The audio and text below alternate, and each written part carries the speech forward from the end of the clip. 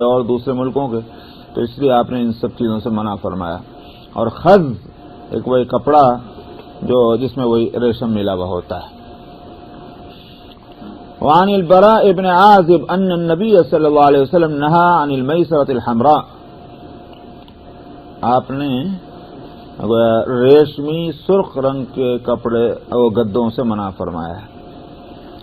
وعن ابی رمسۃ التیمی قال اتیت النبی صلی اللہ علیہ وسلم وعلیہ ثوبان اخضران وله شعر قد علاه الشیب وشیبه احمر. وفي رواية لأبي داود وهو ذو وفرة وبها ردع من حناء. صاحب یہ ابو رمسہ تیمی سے روایت ہے، انہوں نے کہا کہ میں نبی کریم صلی اللہ علیہ وسلم کی خدمت میں حاضر ہوا، آپ کے بدن مبارک پر دو کپڑے تھے ہرے رنگ کے. سے معلوم ہوا کہ زیادہ شوخ رنگ نہ ہو ہرا تو ایسے کپڑوں کو مرد پہن سکتا ہے. ہمارے یہاں ایک پتہ نہیں وہ کپڑا ایک رنگ کہلاتا ہے کاہی سبز، ذرا ڈارک ہوتا ہے، تو ایسا لگتا ہے کہ یہ کپڑا جس میں زیادہ شوخ رنگ نہیں ہوتا وہ، تو آپ نے، کیونکہ یہ میں اس لیے بات کر رہا ہوں کہ جتنے اور کلر جس میں شوخی ہے آپ اس سے منع فرما رہے ہیں. ہرا رنگ بھی اگر شوق ہے بہت ہی شائنی قسم کا تو لہٰذا وہ اس تعلیم کے خلاف ہوگا. اس لیے میں نے کہا کہ وہ ڈارک کلر جو ہے اس میں شوخی نہیں ہوتی وہ ہرے رنگ کے کپڑے ہوں گے جو آپ نے پہنے. اور آپ کے بال تھے جن پر بڑھاپا آ گیا تھا اور آپ کا بڑھاپا لال رنگ کا تھا. اس سے ایک بات سمجھی جا سکتی ہے کہ جو بڑھاپے والے بال تھے وہ آپ نے ان کو کیا کہتے ہیں خضاب کیا ہوا تھا، ڈائی کیا ہوا تھا، وہ تو نا مہندی.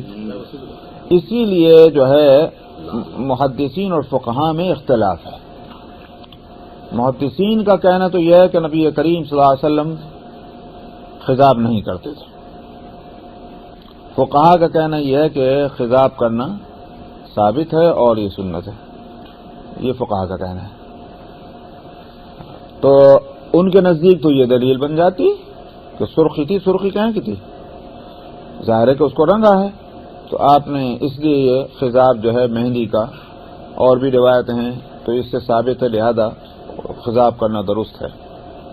محدثین کا کہنا یہ ہے کہ آپ کو خضاب کی ضرورت ہی نہیں تھی، اس واسطے کہ دوسری روایت مثلا حضرت انس کی روایت میں ہے کہ آپ کے سفید بال 14 تھے. ابن عمر رضی اللہ عنہ کی روایت میں 19 یا 21 کا لفظ آتا ہے. کیا کریں، کوئی آواز آئی؟ اچھا، تو اس لیے جب اتنے کم بال ہوں گے تو عام طور پر کسی آدمی کو خضاب کی ضرورت نہیں ہوتی، اس لیے آپ نے خضاب نہیں کیا. اب رہ گیا یہ کہ اس روایت میں جو ہے کہ یہ کہ آپ کے جو بڑھاپا تھا وہ سرخ تھا، تو یہ محدثین کا جواب یہ ہے، محدثین یہ کہتے ہیں کہ شاید اس لیے کہ آپ کے وہ بال جیسے کالے بال سے جب سفیدی کی طرف چلتے ہیں تو اس میں سنہرا پن ہوتا ہے، ایک دم سفید نہیں ہو جاتے. تو ایسا ہی رہا ہوگا کہ ابھی وہ اس کا رنگ بدلنا شروع ہوا کچھ بالوں کا، تو انہوں نے اس کو کہا کہ آپ کے بڑھاپے میں جو ایسے وہ بالوں کے اندر وہ سرخی آ گئی تھی بڑھاپے کی وجہ سے ان بالوں کے اندر. اس کا مطلب یہ نہیں تھا کہ آپ نے مہندی کا خضاب کیا تھا، یہ محدثین کا کہنا ہے. لیکن فقہاء کی رائے یہی ہے کہ وہ کہتے ہیں کہ خضاب کرنا اور کلر کرنا وہ درست ہے، اور مہندی کا خضاب اور وسم جو ہے اس کا یہ خضاب جو ہے وہ جائز ہے اور بلکہ سنت ہے. وہ یہ ہے فقہاء کا کہنا. ابو داؤد کی روایت میں یہ ہے کہ آپ ذو وفرہ تھے.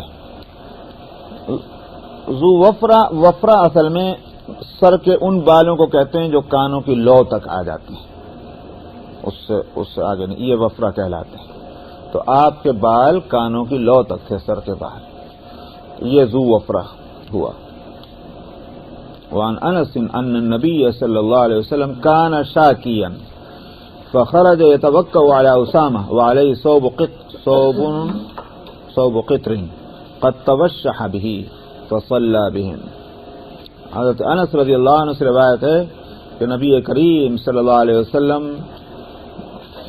بیمار تھے اور آپ نکلے اسامہ رضی اللہ عنہ کے اوپر سہارا لیتے ہوئے.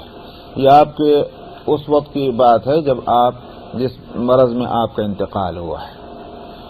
تو اس میں آپ اس طرح گھر سے نکلے. یہی ہوا کہ حضرت ابو بکر صدیق رضی اللہ عنہ کو حکم دے دیا کہ نماز پڑھانے کے لیے، تو انہوں نے نماز شروع کر دی. تو نبی کریم صلی اللہ علیہ وسلم جو ہے وہ آپ نے دیکھا اور اس کے بعد آپ اٹھنے کی کوشش کرنے لگے تو اسامہ حاضر ہوئے. ان کے سہارے سے آپ تشریف لائے اور آگے مصلی پر جانے لگے. تو ابو بکر صدیق کو جیسے یہ خیال ہوا کہ رسول اللہ صلی اللہ علیہ وسلم تشریف لا رہے ہیں تو وہ نماز پڑھاتے ہوئے پیچھے ہٹنے لگے. تو آپ نے اشارے سے منع فرما دیا کہ وہیں رہو. تو آپ ان کے برابر آ کر بیٹھ گئے. آپ نے جو ہے وہاں نماز پڑھائی. چونکہ آواز بہت اس میں کمزوری آ گئی تھی، اس لیے سیدنا ابو بکر صدیق آپ کی آواز کو منتقل کر رہے تھے، مطلب جیسے مکبر جو ہوتا ہے نا. تو آپ نے بیٹھ کر نماز پڑھائی اور آپ حضرت ابو بکر اسی جگہ امام کی جگہ آپ کے برابر میں رہے اور آپ اصل امام آپ بن گئے اور ابو بکر صدیق جو ہے مکبر بن گئے. اس طرح سے اسی سے یہ بات جو ہے سمجھی گئی ہے اور ابو بکر نے یہی سمجھا تھا رضی اللہ عنہ. اور یہی کمال ہے حضرت ابو بکر کا کہ اور ان حضرت عمر رضی اللہ عنہ کا، یہ حضرات کو یہ فضیلت حاصل ہے تمام صحابہ میں اسلام کے مزاج کو سمجھنا. تو ابو بکر صدیق سمجھ گئے کہ نبی کے ہوتے ہوئے غیر نبی نہیں نماز پڑھا سکتا. اب جب نبی تشریف لا رہے ہیں تو مجھے ہٹنا چاہیے. لیکن نبی کریم صلی اللہ علیہ وسلم نے ایک راستہ یہ اختیار کیا کہ تم یہیں رہو، مکبر بن جاؤ، میں امام بن جاؤں گا، ہٹنے کی ضرورت نہیں. تو اس سے منصب امامت جو ہے اس کی اہمیت اور اس کی عظمت کا اندازہ ہوتا ہے کہ نبی صرف اس لیے نہیں کہ نبی جو ہیں وہ قابل ہیں، بلکہ اس لیے کہ منصب نبوت سارے منصبوں میں سب سے بڑھ کر ہے، وہی امامت کا حقدار ہے، غیر نبی نہیں. تو اس واسطے جس کو یہ منصب دیا جائے گا اس سے خود یہ بات سمجھ میں آتی ہے کہ ایک تو یہ کہ وہ جماعت کے اندر اپنی صلاحیت، قابلیت علمی اور عمل کی صلاحیت کے لحاظ سے سب سے اچھا ہونا چاہیے، اور جب اس کو امام بنایا جائے گا تو پھر اس کا منصب بھی سب سے اعلیٰ سمجھا جانا چاہیے. اب سوچئے کہ ہم جو کچھ ہم نے حرکتیں وہاں اپنے ملکوں میں کر رکھی تھی وہ تو کر ہی رکھی، یہاں بھی آ کے ہم ٹیڑھے کے ٹیڑھے. حالانکہ اس کنٹری میں ہم دیکھ رہے ہیں کہ اور چیزیں تو ہم لیتے ہیں کہ بھئی یہ گوروں کی تہذیب بہت اچھی ہے، گوروں میں یہ روایت بہت اچھی، کالوں میں یہ بہت اچھی، وہ تو لیں گے. لیکن جو اپنے اب یہاں جو حالانکہ ہم دیکھتے ہیں کہ بھئی یہاں کے جو پریسٹ ہیں ان کا کیا مقام ہے چرچ کے اندر، وہ ہیڈ سمجھے جاتے ہیں. وہاں ہوں گے کہیں کے اور جو بھی ہوں گے، لیکن وہاں چرچ کے اس میں حکومت اسی کی چلتی. تو یہ اصل میں منصب جو ہے وہ امام کا بہت اونچا ہے. اچھا صاحب، تو ہاں آپ اس طرح سہارا لے کر تشریف لائے اور آپ کے بدن کے اوپر کپڑا تھا قطر کا. قطری کپڑا دراصل یمن کا ہوتا تھا. قطر ایک جگہ کا نام ہے، اس بات سے اس کو قطری کہتے تھے. تو یمن کی ایک چادر آپ کے بدن کے اوپر تھی اور آپ نے اس کو اس طرح سے لپیٹا ہوا تھا. توشح کہتے ہیں چادر کو اس طرح اوڑھنا، لپیٹنا کہ اس کے دونوں پلے جو ہیں وہ کندھوں پر آ جائیں، یہ ہے توشح. تو آپ نے اس طرح سے توشح کیا ہوا تھا چادر کا. تو فصلی بہم، آپ نے لوگوں کو نماز پڑھائی.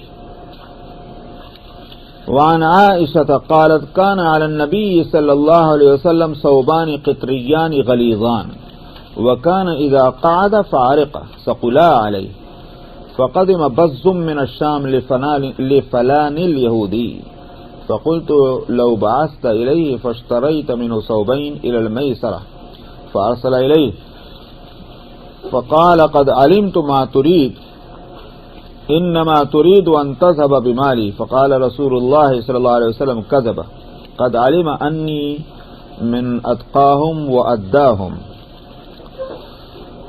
حضرت عائشہ رضی اللہ عنہا سے روایت ہے، وہ کہتی ہیں کہ نبی کریم صلی اللہ علیہ وسلم کے بدن مبارک پر دو بڑے موٹی قطری چادریں تھیں. وہی قطری مگر اس میں موٹا تھا بہت، اس میں اون زیادہ تھی، تو اس لیے بھاری تھے وہ کپڑے. جب آپ تشریف رکھتے آپ کو پسینہ آتا تو وہ کپڑے جو ہیں وہ آپ پہ بھاری ہونے لگتے. ثقل علیہ، اور معمولی یہ کپڑا کہلاتا ہے. تو ہوا یہ کہ مطلب کیا ہے، جب وہ بھاری بننے لگے کپڑے پسینے میں اس ہو جانے سے تو آپ کو پریشانی ہوتی تھی، کمزوری آپ پر آ گئی تھی. تو کہتے ہیں کہ شام کے علاقے سے ایک کپڑا جس کا نام بز ہے، ذرا ملائم کپڑا ہوتا ہے، اچھا، اس کے پہننے میں تکلیف نہیں ہوتی. تو کسی یہودی جو ہے، اس کا نام فلانا یہودی جو تھا، وہ تجارت کرتا ہوگا کپڑے کی، اس کا مال جو ملک شام سے آیا اس میں بز وہ کپڑا تھا. تو میں نے عرض کیا، حضرت عائشہ کہتی ہیں آپ سے کہ اگر آپ بھیج دیتے کسی کو وہ کپڑا دو چادریں خریدنے کے واسطے، تو جب سہولت ہوتی ہے تو اس کے پیسے ادا کر دیے جاتے. اب تو پیسہ ہے نہیں، قیمت نہیں ہے. کپڑا خرید لیں ادھار، جب سہولت ہوگی اس کی قیمت ادا کر دیں گے. تو مطلب یہ کہ آپ کسی کو بھیج کر کے آپ اس سے خرید لیں دو چادریں، تو مطلب یہ آپ کے لیے آسانی ہو جائے گی پہننے میں. نبی کریم صلی اللہ علیہ وسلم نے کسی کو بھیجا اس کے پاس، تو اس نے کیا جواب دیا یہودی نے؟ کہنے لگا مجھے پتا ہے تم کیا چاہتے ہو. تم سے مطلب کیا ہے؟ یعنی رسول اللہ صلی اللہ علیہ وسلم، تو مجھے پتا ہے کہ تم کیا چاہتے ہو. تم یہ چاہتے ہو میرا مال لے جاؤ. مطلب یہ ہے کہ پیسے ویسے دینا دلانا کچھ نہیں، بس مال لے جا کے بیٹھ جاؤ گے، یہ چاہتے ہو تم. یہ یہودی نے کہا تو رسول اللہ صلی اللہ علیہ وسلم کے تعلق سے اس آدمی سے. تو نبی کریم صلی اللہ علیہ وسلم نے فرمایا اس نے جھوٹ بولا ہے. اس کو معلوم ہے کہ میں ان میں سب سے زیادہ اللہ سے ڈرنے والا، تقوی والا، اور قرض کا ان سب میں سب سے زیادہ ادا کرنے والا. ان کو پتا ہے، پتا ہونے کے معنی ہے کہ یہ تو تجربہ، اور یا پھر یہ کہ ان کی کتابوں کے اندر بھی لکھا ہوا ہے میرے بارے میں. لیکن اس کے باوجود یہ کہہ رہا ہے یہ جھوٹ بول رہا ہے کہ ہم ان کا مال اس لیے کہ ان کو پیسے واپس نہیں کریں گے، قرض ادا نہیں کریں گے، اس لیے ان کا مال لینا چاہتے ہیں. اس نے جھوٹی بات کہی. بس کریں کیا؟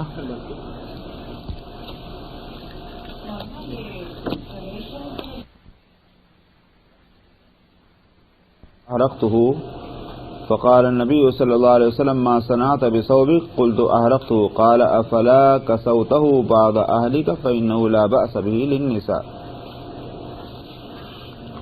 عبداللہ ابن عمرو بن العاص رضی اللہ عنہما سے روایت ہے، انہوں نے کہا کہ مجھے رسول اللہ صلی اللہ علیہ وسلم نے دیکھا اس حالت میں کہ میرے اوپر ایک کپڑا ہے رنگا ہوا گلابی رنگ. تو آپ نے فرمایا یہ کیا ہے؟ تو میں نے سمجھ لیا آپ کی ناگواری کو، تو میں وہاں سے چلا اور میں نے اس کو جلا دیا. تو نبی کریم صلی اللہ علیہ وسلم نے فرمایا تم نے اپنا کپڑا کیا کیا؟ میں نے کہا کہ میں نے اس کو جلا دیا. آپ نے فرمایا کیوں نہ اپنے گھر والوں میں سے کسی کو پہنا دیا، کیونکہ عورتوں کے لیے اس کو پہننے میں کوئی حرج نہیں. تو اس سے معلوم ہوا کہ مال جو ہے اس کو ضائع نہیں کیا جانا چاہیے، جبکہ اس کا استعمال کسی بھی طرح سے ہو سکتا ہو جائز مد میں. اس کو ضائع نہ کریں، مال ضائع ہونے کے لیے نہیں ہوتا.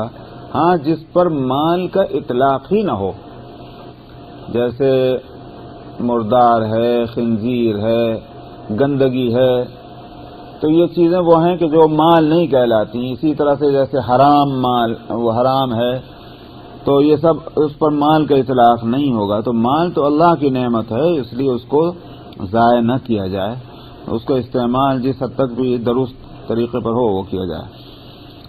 وعن ہلال ابن عامر نبی قال رأيت النبي صلی اللہ علیہ وسلم بمنى يخطب على بغلة وعليه برد احمر وعلي امامه يعبر عنه. حضرت ہلال ابن عامر اپنے والد سے روایت کرتے ہیں کہ میں نے نبی کریم صلی اللہ علیہ وسلم کو منی میں دیکھا، آپ خچر کے اوپر آپ سوار ہو کر اور خطبہ دے رہے تھے، تقریر فرما رہے تھے، اور آپ کے اوپر لال رنگ کی چادر تھی۔ لال رنگ کی چادر کا مطلب یہ ہے پوری لال نہیں تھی، اس پر دھاریاں تھیں لال رنگ کی، لیکن وہ انہوں نے معلوم ہوا کہ دھاری والی چادر لال رنگ کی وہ یمن سے آیا کرتی تھی، وہ آپ نے پہنی ہے تو اس کا پہننا جائز ہوا۔ اور علی رضی اللہ عنہ آپ کے سامنے، آپ کے آگے کھڑے ہو کر اور آپ کی آواز جو ہے وہ پہنچا رہے تھے۔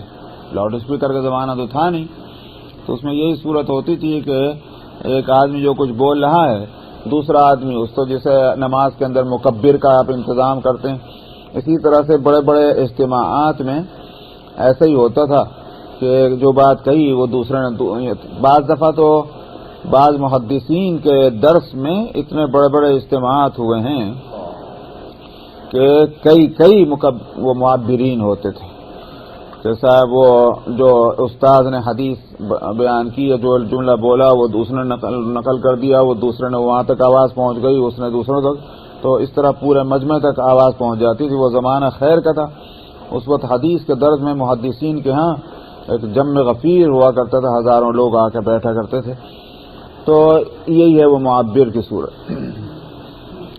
کیونکہ حجۃ الوداع میں کافی بڑا مجمع تھا، تقریباً 1 لاکھ کے قریب یہ جو بھی حضرات تھے صحابہ، تو اب ایک آواز پہنچانا مشکل تھا، تو اس لیے آپ نے حضرت علی رضی اللہ عنہ کو، اس لیے ان کی آواز بلند ہوگی۔ وعن عائشة قالت صنعت للنبي صلی اللہ علیہ وسلم بردة سوداء فلبسها فلما عرق فيها وجد ريح الصوف فقذفها۔ حضرت عائشہ رضی اللہ عنہ سے روایت ہے، انہوں نے کہا کہ میں نے نبی کریم صلی اللہ علیہ وسلم کے لیے کالے رنگ کی چادر بنائی، آپ نے اسے اوڑھا، جب آپ کو اس میں پسینہ آیا تو پھر اون کی بو اس میں آنے لگی، اونی چادر، تو آپ نے اس کو پھینک دیا کیونکہ بدبو آپ کو ناپسند تھی۔ تو اون کے اندر اگر اس کو جس طرح سے آج اون کو صاف کر لیتے ہیں، پہلے تو صفائی کی اتنی صورتیں نہیں تھیں، تو اس واسطے ذرا کوئی اس میں پانی وانی پڑا یا پسینہ آیا تو بو ہو گئی، تو وہ آپ کو ناپسند تھی، اس لیے پھینک دیا آپ نے چادر کو۔ وعن جابر قال اتيت النبي صلی اللہ علیہ وسلم وهو محتب بشملة قد وقع هدبها على قدميه۔ جابر رضی اللہ عنہ سے روایت ہے کہ میں نبی کریم صلی اللہ علیہ وسلم کے پاس حاضر ہوا، آپ ایک چادر، شملہ کوئی بھی کپڑا ہو جو اوڑھے جانے والا، ڈھیلا لمبا چوڑا، چاہے وہ پگڑی کا لٹکا حصہ ہو یا پگڑی، اس کو بھی شملہ کہتے ہیں، یہ چادر اوڑھی جائے، بدن کو جس سے لپیٹا جائے بس وہ، تو آپ بدن لپیٹے ہوئے سے شملہ سے، محتب کس کو کہتے ہیں؟ محتب کہتے ہیں اس طرح بیٹھنا کہ گھٹنے اٹھا لیے اوپر کو ایسے، یہ اور اس طرح سے، جی نہیں، اکڑو بیٹھنا نہیں ہوتا، یہ اکڑو بیٹھنا تو پیروں پر ہوتا ہے، لیکن یہ جو ہے احتبا کہتے ہیں، اپنے رانوں ہی پہ بیٹھنا ہے، لیکن گھٹنوں کو بجائے پھیلانے کے اٹھا لیا، اور اٹھا کر کے چاہے تو ہاتھوں سے یوں اپنے گھٹنوں کو باندھ لیں یا کسی چادر سے باندھ لیں، یہ ہے احتبا۔ احتبا کے معنی یہ ہوتے، آپ جو ہیں وہ شملے سے باندھے ہوئے تھے، تو ویسے اس طرح بیٹھنا کو ناپسندیدہ جو قرار دیا بعض حدیثوں کے اندر، اس کی وجہ بے پردگی ہے۔ یہ مطلب نہیں کہ وہ ورنہ آپ نہ بیٹھتے، لیکن جہاں منع ہے وہ اس لیے کہ جب اس طرح بیٹھیں گے، کھلنے کا، مثال کے طور پر دھوتی لنگی پہنے ہوئے ہیں تو بے پردگی ہو سکتی، اس لیے اس کے ایسے بیٹھنے کو منع کیا گیا۔ آپ جو ہیں جس طرح سے بیٹھے ہوئے ہیں اس میں یہ ہے کہ اس کے پھندنے جو تھے چادر کے وہ آپ کے قدموں پر پڑے ہوئے تھے، اس کا مطلب کیا ہوا کہ پوری چادر آپ نے اس طرح سے پھیلا رکھی تھی لپیٹ کر کے، اور اس کے کنارے جو ہیں اپنے پیروں پر ڈالے ہوئے تھے، تو خود وہ اس کے پھندنے، تو جب چونکہ پورے طور پر پردے کی احتیاط ہو گئی تو کوئی حرج نہیں ہے، بعض دفعہ آدمی تھکا ہوا ہوتا ہے تو اسی طرح بیٹھنے میں اس کو آرام ملتا ہے، تو وہ شکل تھی۔ وعن دحیہ ابن خلیفہ قال اتی النبی صلی اللہ علیہ وسلم بقباطی فأعطاني منها قبطية فقال أصدعها صدعين فاقطع أحدهما قميصا وأعط الآخر امرأتك تختمر به. فلما أدبر قال وأمر امرأتك أن تجعل تحته ثوبا لا يصفها. داہیہ ابن خلیفہ کلبی رضی اللہ عنہ سے روایت ہے، یہ وہی داہیہ ہیں جن کے بارے میں حدیث میں آتا ہے کہ حضرت جبریل علیہ السلام غزوہ بدر میں شریک ہوئے تھے، تو آپ نے فرمایا کہ داہیہ جو ہیں وہ ان کے زیادہ قریب ہیں شکل میں، داہیہ رضی اللہ عنہ. تو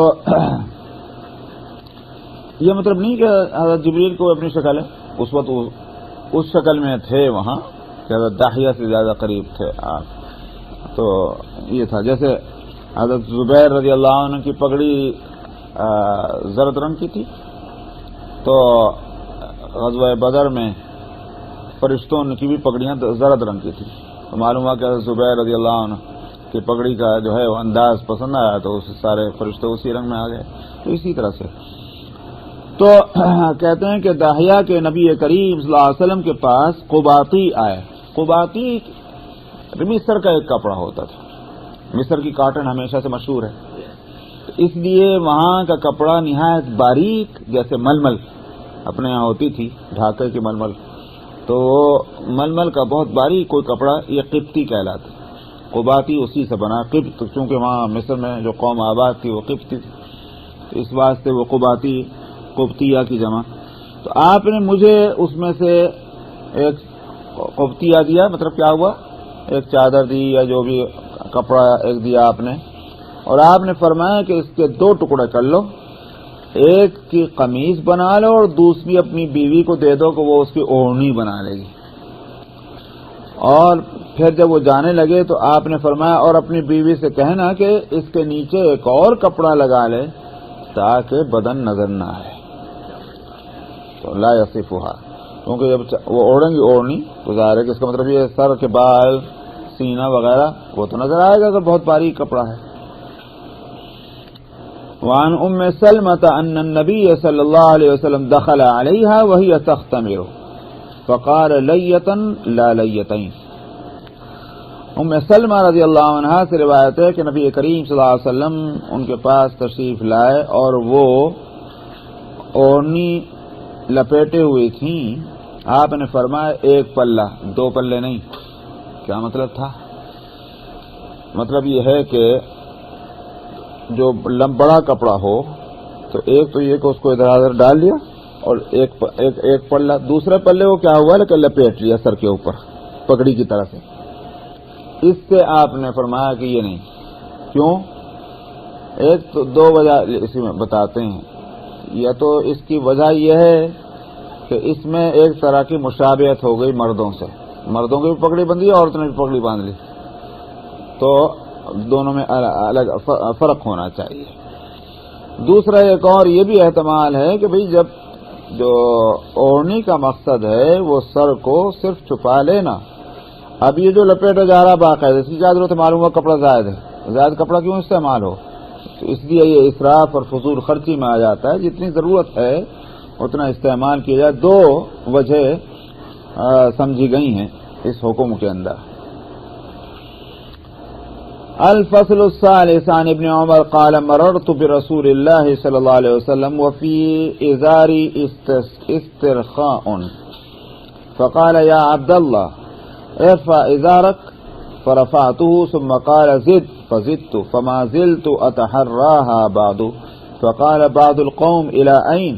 قال ان الى انصاف الساقين.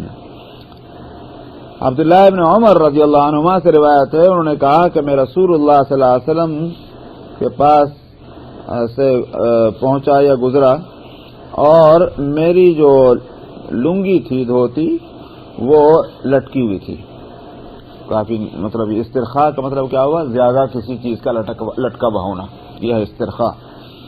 آپ نے فرمایا اے عبداللہ اپنے دھوتی کو لنگی کو اٹھا لو. تو میں نے اٹھا لیا. آپ نے فرمایا اور، میں نے اور اٹھا لیا. اور اس کے بعد ابن عمر کہتے ہیں کہ اس کے بعد سے تو میں برابر کوشش کرتا رہا اسی بات کی کہ میری لنگی اوپر ہی رہنی چاہیے. تو کچھ لوگوں نے ابن عمر رضی اللہ عنہ جب یہ حدیث بیان کر رہے ہوں گے تو لوگوں نے ان سے کہا کہ کہاں تک، مطلب کتنا اٹھانے کے لیے جو سنت سے جو آپ نے سمجھ.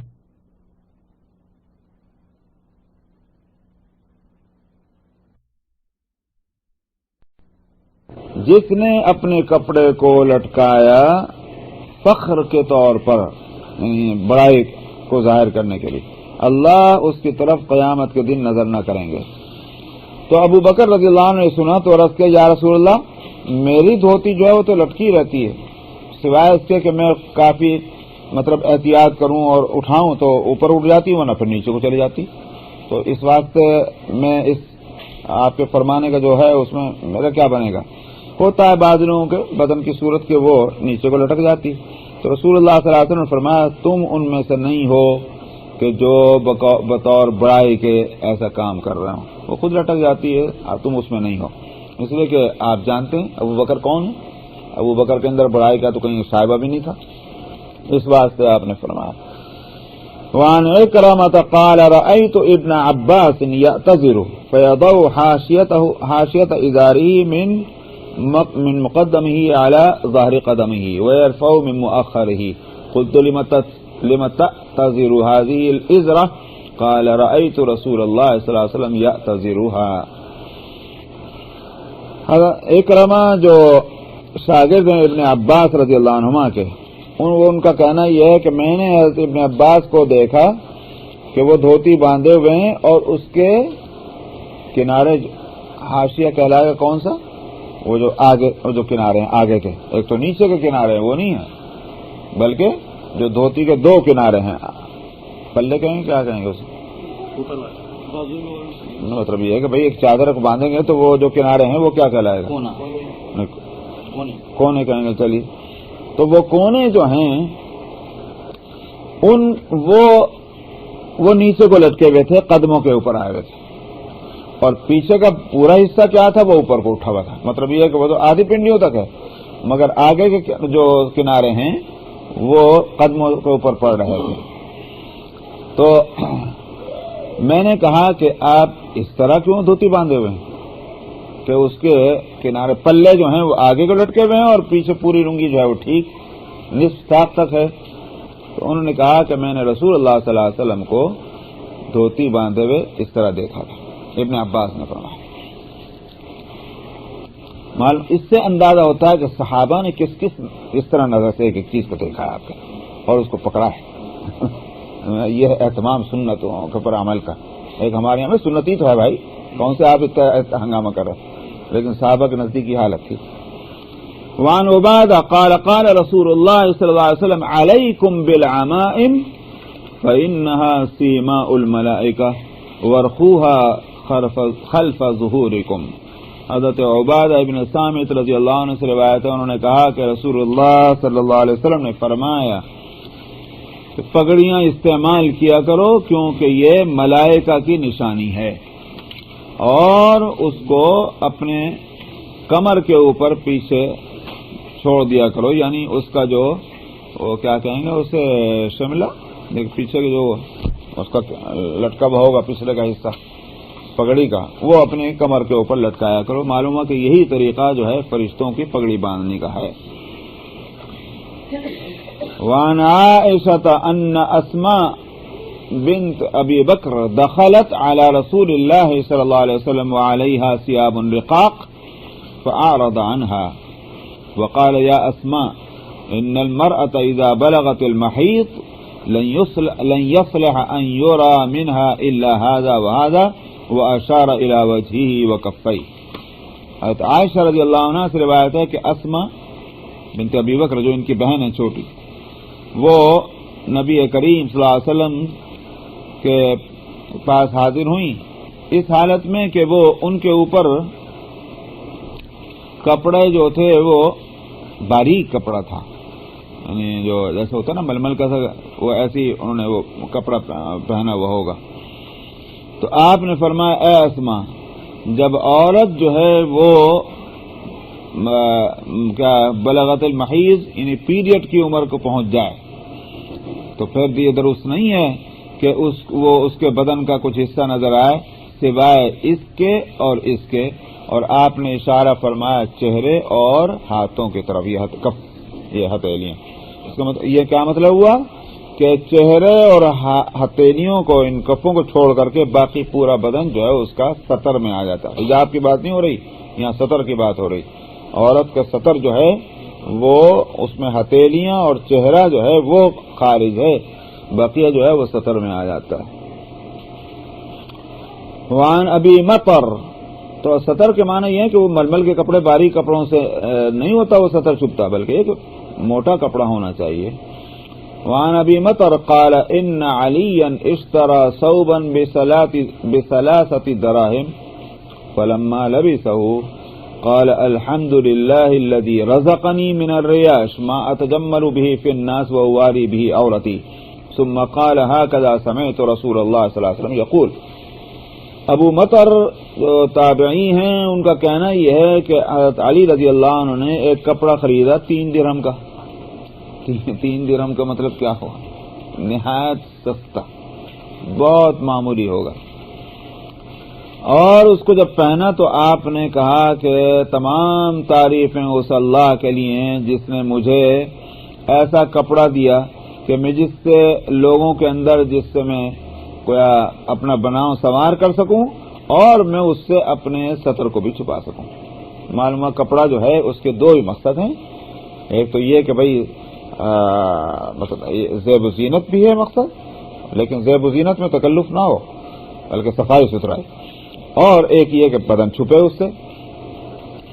اور اس کے بعد انہوں نے کہا کہ میں نے رسول اللہ صلی اللہ علیہ وسلم کو ایسے ہی فرماتے سنا کہ جب آپ کپڑا پہنا کرتے تھے تو آپ جو ہیں اس کپڑے کا نام لے کر، مثلا قمیص پہنی ہے تو قمیص، چادر اوڑھی ہے تو چادر، اس کا نام لے کر آپ یہ فرما دیتے کہ الحمدللہ الذی رزقنی قمیصی ھذا ما تجمل به فی الناس وواری بھی اور عورتی، اس طرح کے آپ دعا مانگتے تھے. وعن ابي امامه قال لبس عمر بن الخطاب رضي الله عنه ثوبا جديدا فقال الحمد لله الذي كساني ما اواري به عورتي واتجمل به في حياتي ثم قال سمعت رسول الله صلى الله عليه وسلم يقول من لبس ثوبا جديدا فقال الحمد لله الذي كساني ما اواري به عورتي واتجمل به في حياتي ثم عمد الى الثوب الذي اخلق فتصدق به كان من في كنف الله وفي حفظ الله وفي ستر الله حيا وميتا. ابو امامہ سے روایت ہے کہ حضرت عمر رضی اللہ عنہ نے نیا کپڑا پہنا تو انہوں نے کہا کہ تمام تعریفیں اس اللہ کے لیے ہیں کہ جس نے مجھے وہ چیز پہنائی کہ جس سے میں اپنے سطر کو چھپاؤں اور اپنی زندگی میں جس کے ذریعے سے میں بناؤں سنوار کر سکوں. اور پھر اس کے بعد انہوں نے کہا کہ میں نے رسول اللہ صلی اللہ علیہ وسلم سے فرماتے سنا کہ جس نے نیا کپڑا پہنا اور اس نے یہی دعا مانگی کہ الحمدللہ الذی کسانی ما اواری بھی عورتی واتجمل بھی فی حیاتی، اور اس کے بعد وہ کپڑا جو پرانا ہو گیا تھا وہ کپڑا صدقہ کر دے، کیونکہ نیا کپڑا پہننا تو پرانی کیا ضرورت رہے گی. تو آپ فرمایا کہ پھر اس صورت میں اللہ سبحانہ و تعالی کی حفاظت میں اور اسی کے سطر میں زندہ اور مردہ وہ رہے گا. یعنی اس کا مطلب کیا ہوا کہ اس نے کپڑا پہنتے وقت غریبوں کی غربت کا بھی خیال کیا. یہ نہیں ہے کہ اپنے یہاں پڑا ہوا ہے، یہ نہیں، انسانوں کے اندر، لوگوں میں، مسلمانوں کے اندر یہ بات ہونی چاہیے کہ اپنے ساتھ اپنے دوسرے بھائیوں کی ضرورتوں کا بھی خیال ہو. تو آپ کتاب الاطعمہ میں بھی پڑھ چکے ہیں، وہاں بھی یہ معلوم ہوتا ہے کھانا کھاتے وقت یہ بات کہ صاحب دوسرے آدمی کو بھی دیکھا جائے کہ بھئی کھانا کسی کو کھلایا جائے، اپنے کھانے میں شریک کرنا. اسی طرح کپڑوں کے اندر بھی ہے کہ بھئی کپڑوں میں شریک کرنے کے معنی یہی ہو سکتے ہیں. اپنا کپڑا پہنا جو زیادہ ہو گیا وہ کپڑا دوسروں کو کسی طرح دیا جائے جو، تو یہ بات مسلمانوں میں ہونی چاہیے. وعن علقمہ ابن ابی علقمہ عن امه قالت دخلت حفصة بنت عبد الرحمن على عائشة وعليها خمار رقيق فسقته عائشة وكستها خمارا كثيفا. علقمہ ابن ابی علقمہ اپنی والدہ سے روایت کرتے ہیں کہ انہوں نے کہا کہ حفصہ جو عبد الرحمن ابن ابی بکر صدیق کی بیٹی ہیں. یہ حفصہ حضرت عمر والی نہیں جو ام المؤمنین ہے، وہ نہیں، ان کا نہیں ذکر ہے. یہ ہیں جو حضرت عائشہ کی بھتیجی ہوتی ہیں، وہ حضرت عائشہ کے پاس آئیں اس حالت میں کہ ان کے اوپر جو اوڑھنی تھی وہ بڑی رقیق باریک اوڑھنی اوڑھی ہوئی تھی حفصہ. تو حضرت عائشہ نے اسے پھاڑ دیا اور ان کو ایک گاڑھے کپڑے کی اوڑھنی ان کو دیے اوڑھنے کے لیے. بس جی.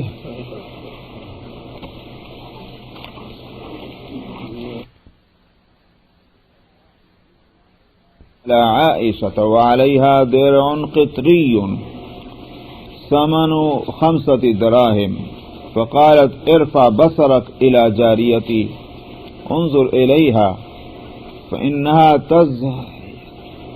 تزهي أن تلبسه في البيت وقد كان لي منها درع على عهد رسول الله صلى الله عليه وسلم فما كانت امرأة تقين بالمدينة إلا أرسلت إلي تستعيره.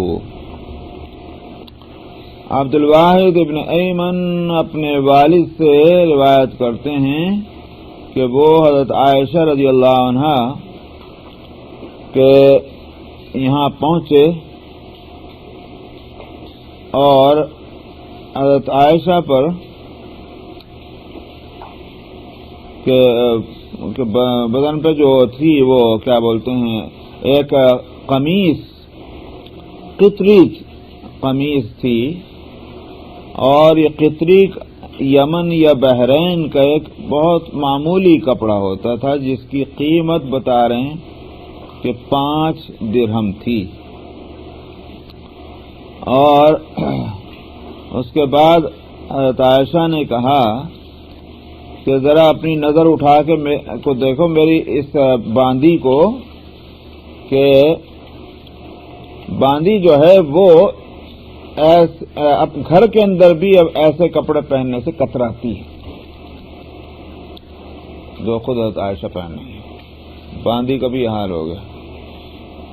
اور انہوں نے کہا کہ میرے پاس ایسی ایک قمیص تھی نبی کریم صلی اللہ علیہ وسلم کے زمانے میں، اور اس وقت یہ حالت تھی کہ جو عورت بناؤ سوار کرنا چاہتی تھی، مطلب شادی بیاہ کے لیے یا کسی اور جگہ جانے آنے کے لیے ذرا سا بن سور کے جانا چاہتی تو میرے پاس بھیج دیا کرتی تھی کہ ادھار لینے کے واسطے اس قمیص کو، کہ صاحب ذرا ہم فلانی کو دلہن بنانا ہے تو وہ قمیص دے دیجیے. اور قمیص وہ کہ ایسے کپڑے کی قمیص آج باندھی پہننے کو تیار نہیں گھر کے اندر بھی. تو عائشہ یہ کہہ رہے ہیں کہ دیکھو کس طرح سے حالات بدل گئے ہیں اور کتنی اب تبدیلی آ گئی ہے، لیکن حضرت عائشہ ابھی بھی ویسے ہی کپڑا پہن رہی ہیں. تو وعن جابر قال لبس رسول اللہ صلی اللہ علیہ وسلم یومن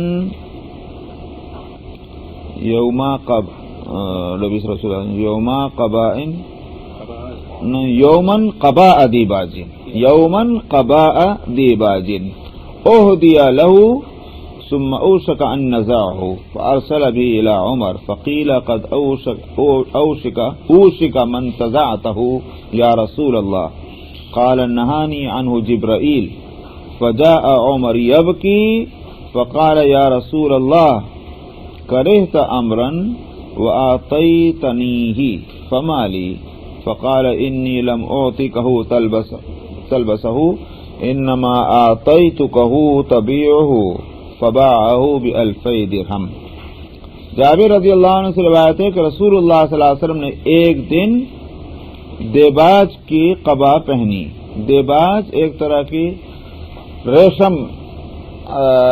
ریشمی قیمتی کپڑا ہے. تو وہ ایسا معلوم ہوتا ہے کہ اس وقت تک جو ہے ریشم مردوں کو پہننا منع ہے، وہ حکم نہیں آیا ہوگا. تو آپ نے وہ پہنی دیباج کی قبا جو آپ کو ہدیے میں دی گئی تھی. پھر آپ نے جلدی اس کو نکال دیا، اس کو قبا کو اتار دیا، اور وہ قبا جو ہے حضرت عمر رضی اللہ عنہ کے پاس آپ نے بھیج دی. تو آپ سے کہا گیا کہ آپ نے اس کو پہن کر اتنی تیزی سے آپ نے یا رسول اللہ کیوں اتارا اپنے بدن سے؟ آپ نے فرمایا کہ جبریل نے مجھے اس سے روکا ہے۔ تو حضرت عمر کو معلوم ہوا، وہ روتے ہوئے آئے اور آ کر کہنے لگے یا رسول اللہ، ایک بات کو آپ ناپسند کرتے ہیں اور مجھے دیتے ہیں اس کو، میرا کیا بنے گا آخر؟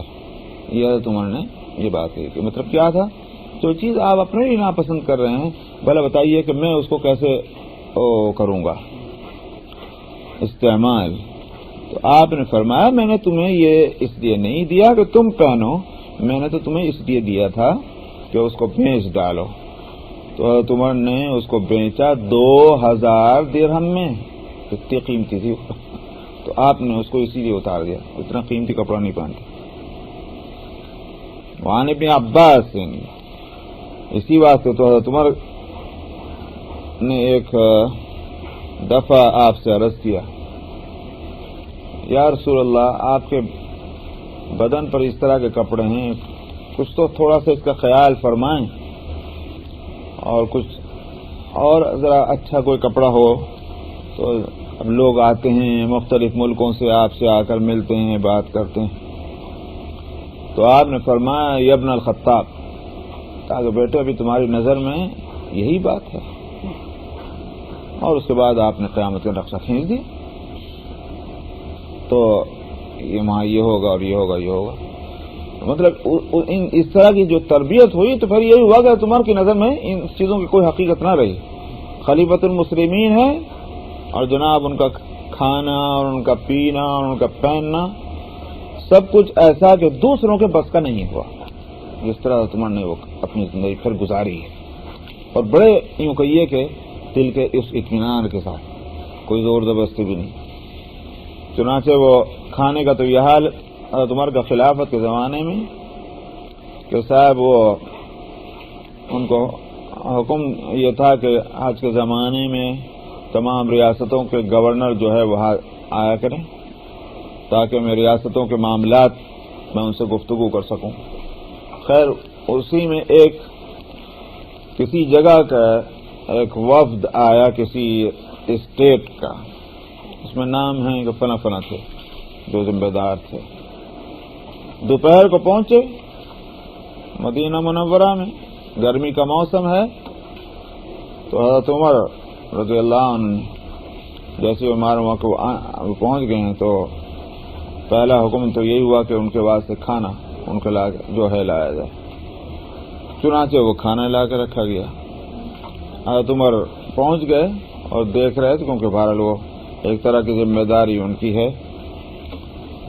تو حضرت عمر نے دیکھا کہ وہ ان میں جو لوگ ہیں وہ کھانا ان کو مشکل ہو رہا ہے، کیونکہ روٹی بغیر چھنے آٹے کی موٹی روٹی، سالن اس کے ساتھ کچھ نہیں، زیتون کا تیل رکھا ہوا ہے، وہ کھایا نہیں جا رہا۔ تو حضرت عمر نے دیکھا اور دیکھ کر فرمایا کھانے میں پریشانی ہو رہی ہے؟ فرمایا کہ میں اتنے سال سے یہی روٹی کھاتا ہوں۔ تو یہ تھی ان کی کہ ریاستوں کے جو سرکاری عہدیدار تھے ان سے وہ کھانا نہیں کھایا جاتا تھا کہ جو عمر کہتے ہیں کہ میں تو سال سے یہ کھا رہا ہوں، تم سے نہیں کھایا جا رہا۔ اور پہننے کا تو یہ آپ نے دیکھا ہی کہ بھائی اپنا ٹکی پیبند لگے ہوئے اپنے پہنا کرتے تو واقعی کس طرح سے ان کی تربیت ہوئی تھی۔ یہ ریشمی تھا یا قیمتی تھا، بہت قیمتی، مگر اس میں ریشم بھی شامل ہوتا ہے، ذرا اتنا پورا ریشمی تو نہیں ہوتا، ریشم شامل ہوتا ہے۔ وعن ابن عباس قال انما نهى رسول الله صلى الله عليه وسلم عن الثوب المصمت من الحرير، فأما العلم وسط الثوب فلا بأس به۔ ابن عباس رضی اللہ عنہما سے روایت ہے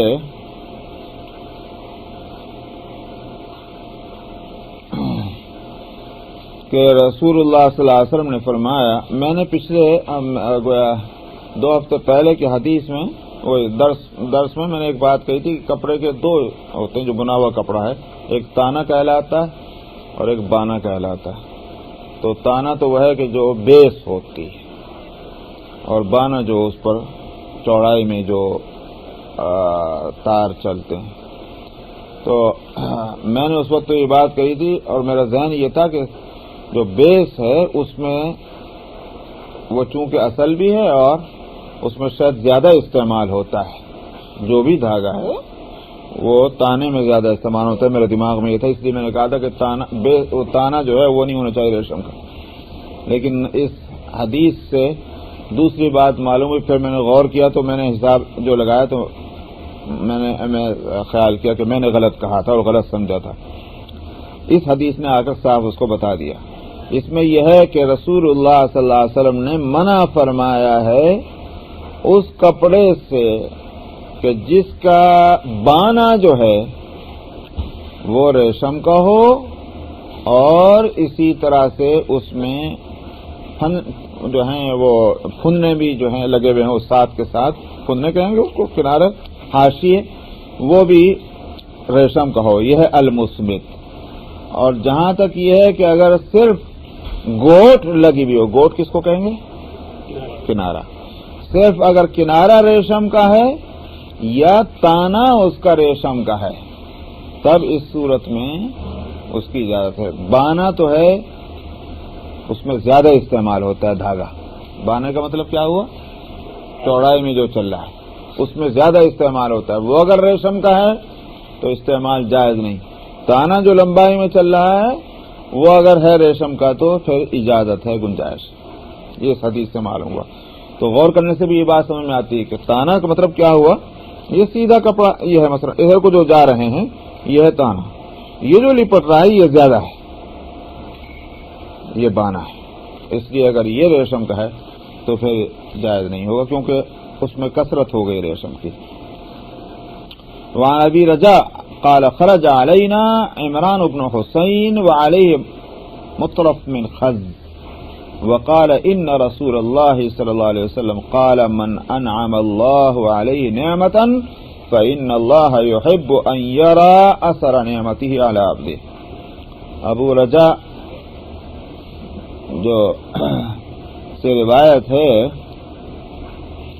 وہ کہتے ہیں کہ عمران ابن حسین رضی اللہ عنہ تشریف لائے، مشہور صحابی ہیں، اور ان کے اوپر، ان کے بدن پر جو ہے وہ ایک کپڑا تھا، جس چادر جو خز کی تھی۔ خز ریشم تو نہیں ہوتا لیکن کچھ نہ کچھ اس میں ملاوٹ ہوتی ہے، اور اچھا کپڑا ہے، مطلب یہ ہے کہ اچھے کپڑوں میں اس کا شمار ہوتا ہے، معمولی کپڑوں میں نہیں، خز قیمتی کپڑا ہے۔ تو وہ ان کے اوپر، بدن کے اوپر تھا حضرت عمران ابن حسین کی، اس کی چادر، مطلب ہوا کہ قیمتی کپڑا پہنے ہوئے ہیں۔ تو انہوں نے یہ کہا کہ رسول اللہ صلی اللہ علیہ وسلم نے فرمایا تھا اللہ سبحانہ و تعالی جس پر کوئی مہربانی فرماتے ہیں تو پھر اللہ اس بات کو پسند کرتے ہیں کہ اپنی مہربانی کے اثر کو وہ دیکھیں۔ تو اس بات سے جب اس کا مطلب کیا ہوا کہ جب مجھے اللہ نے اتنا اچھا کپڑا دیا، اتنا مال دیا ہے، تو میں اس لیے اچھا کپڑا پہنتا ہوں تاکہ اللہ کی نعمت جو ہے میرے اس کو میں چھپاؤں نہیں بلکہ وہ ظاہر ہو، اللہ کو یہ بات پسند ہے۔ تو اس سے اصل میں دو باتیں معلوم ہوئی، بلکہ ایک ہی بات معلوم ہوئی کہ طبیعتیں جو ہیں وہ ہیں مختلف۔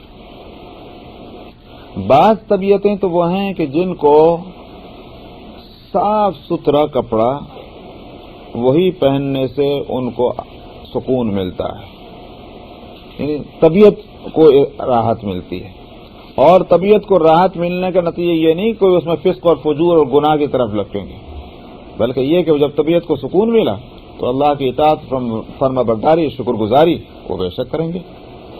بعض طبیعتیں ایسی ہوتی ہیں کہ اس میں ان کو بے چینی محسوس ہوتی ہے، بلکہ معمولی لباس رہے تو ان کو راحت ملتی، یہ اور معمولی کھانا ہو تو ان کو آرام رہتا۔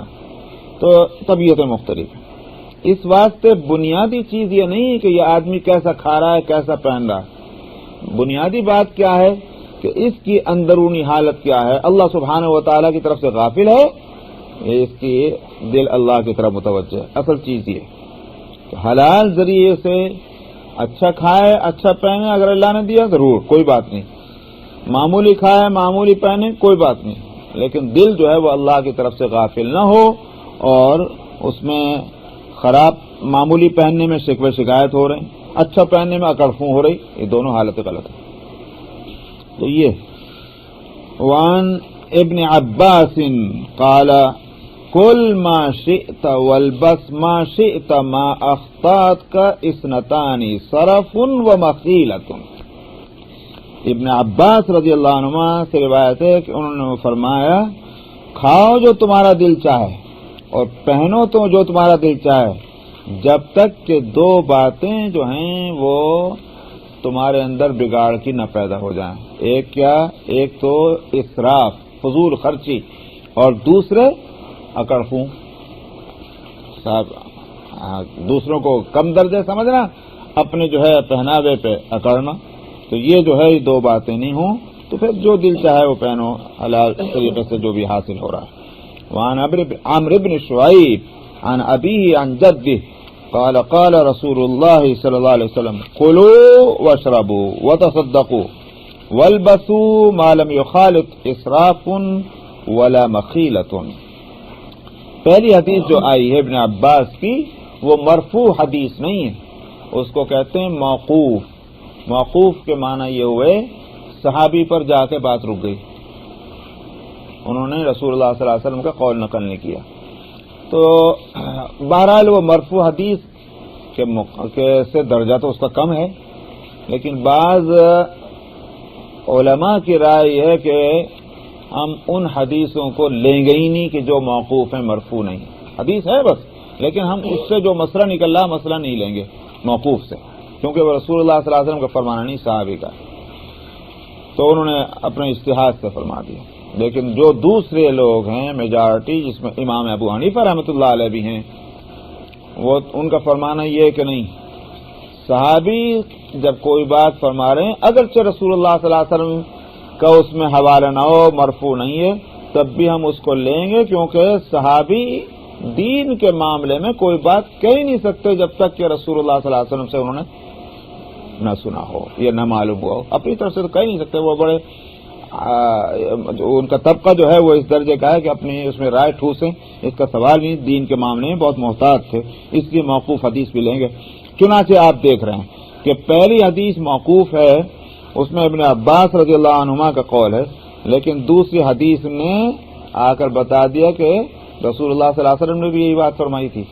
تو ابن عباس نے اگر نام نہیں لیا آپ کا تو اس کا یہ مطلب نہیں ہے کہ صاحب وہ اپنی رائے اس میں، بس آپ نے نام نہیں لیا مگر مسئلہ بتلا رہے ہیں کہ عمرو بن شعیب اپنے والد سے، اور وہ اپنے والد سے نقل کرتے ہیں کہ رسول اللہ صلی اللہ علیہ وسلم نے فرمایا کھاؤ اور پیو اور صدقہ دو اور پہنو جب تک کہ اس میں ملاوٹ نہ ہو فضول خرچی کی اور نہ اکڑفوں کرنے کی.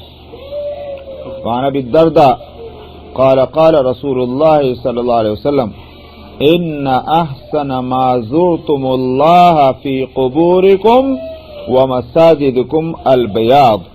ابو الدرداء سے روایت ہے، انہوں نے کہا کہ رسول اللہ صلی اللہ علیہ وسلم نے فرمایا سب سے اچھی حالت یا لباس کہ جس میں تم اللہ سے ملو اپنی قبروں میں اور اسی طرح سے اپنی مسجدوں میں، وہ ہے سفید. کیا مطلب؟ کہ سفید رنگ کے کپڑے جو ہیں وہ زیادہ اچھے ہیں. اسی لیے مردے کو سفید کپڑے کا کفن دینا اسی واسطے اچھا ہے. مردوں کو بھی سفید کپڑا پہننا اور نماز وغیرہ میں خاص طور پر یہ اس لیے پسندیدہ ہے. رکے ہیں پڑھیں 12:15 ہو گئے. چلیے آتمی هذا وكان اذا لبسه جعل فصة مما يلي بطن كفه.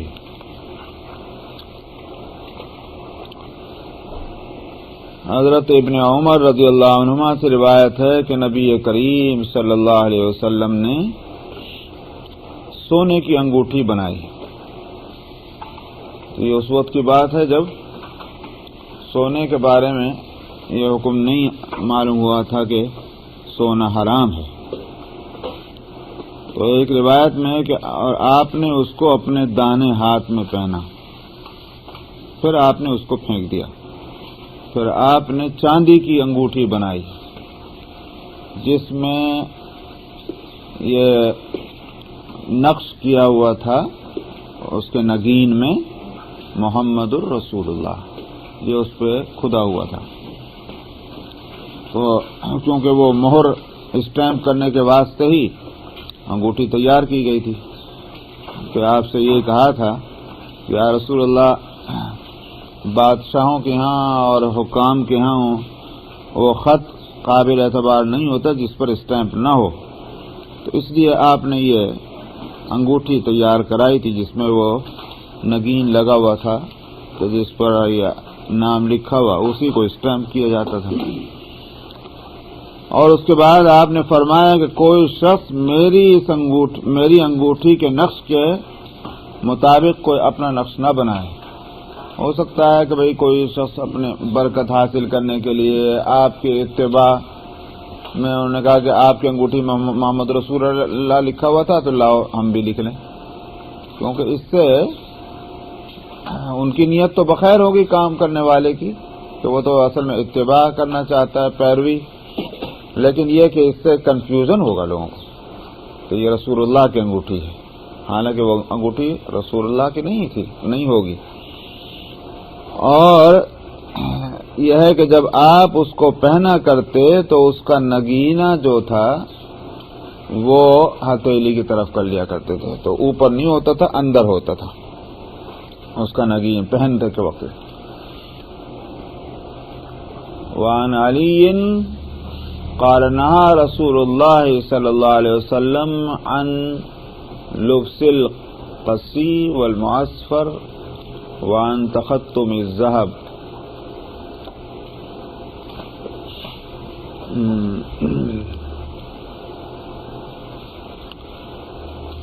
وعن قراءة القرآن في الركوع. تو اور اس میں یہ ہے کہ حضرت علی رضی اللہ عنہ سے روایت ہے کہ رسول اللہ صلی اللہ علیہ وسلم نے قصی جو کپڑے کے پہننے اور زرد رنگ کے کپڑے کے پہننے، قصی وہی کوئی کپڑا ہوتا تھا جس میں ریشم ہوتا تھا، تو اس کے پہننے سے آپ نے منع فرمایا، اور سونے کی انگوٹھی پہننے سے منع فرمایا. معلوم ہوا کہ ممانعت آ گئی.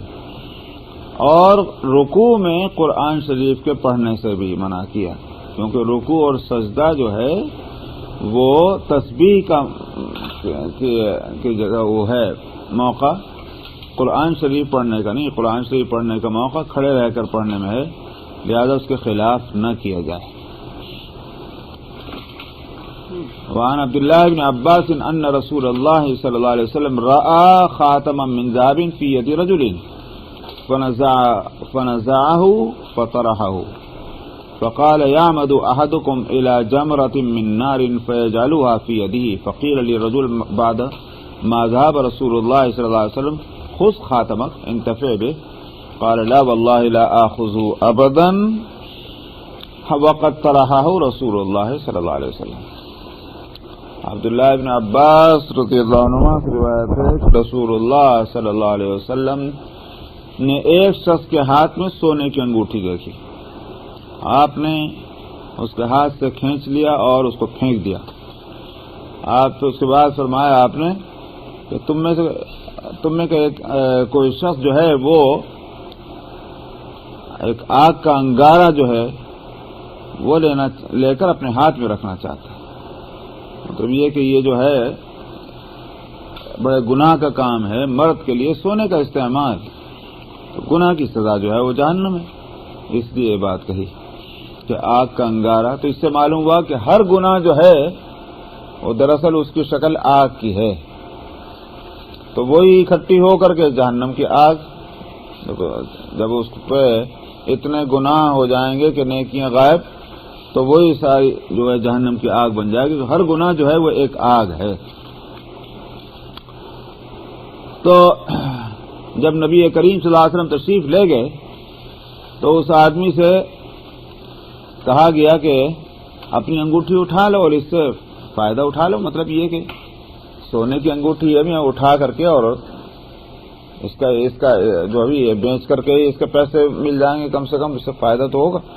وہ آپ نے پھینک دی تھی. تو اس نے کہا کہ نہیں, بخدا میں کبھی بھی اس کو نہیں لوں گا جبکہ رسول اللہ صلی اللہ علیہ وسلم نے اس کو پھینک دیا تھا. اب نہیں اٹھاؤں گا سونے کی انگوٹھی. حالانکہ ظاہر ہے ہم جیسے لوگ ہوتے تو کہتے بھائی آپ نے کیوں پھینکی؟ اس بات سے پھینکی, پہننے سے منع کیا, بیچنے سے تھوڑی منع کیا. مگر وہ جس چیز کو آپ نے پھینک دیا انہوں نے کہا میں نہیں اٹھاتا.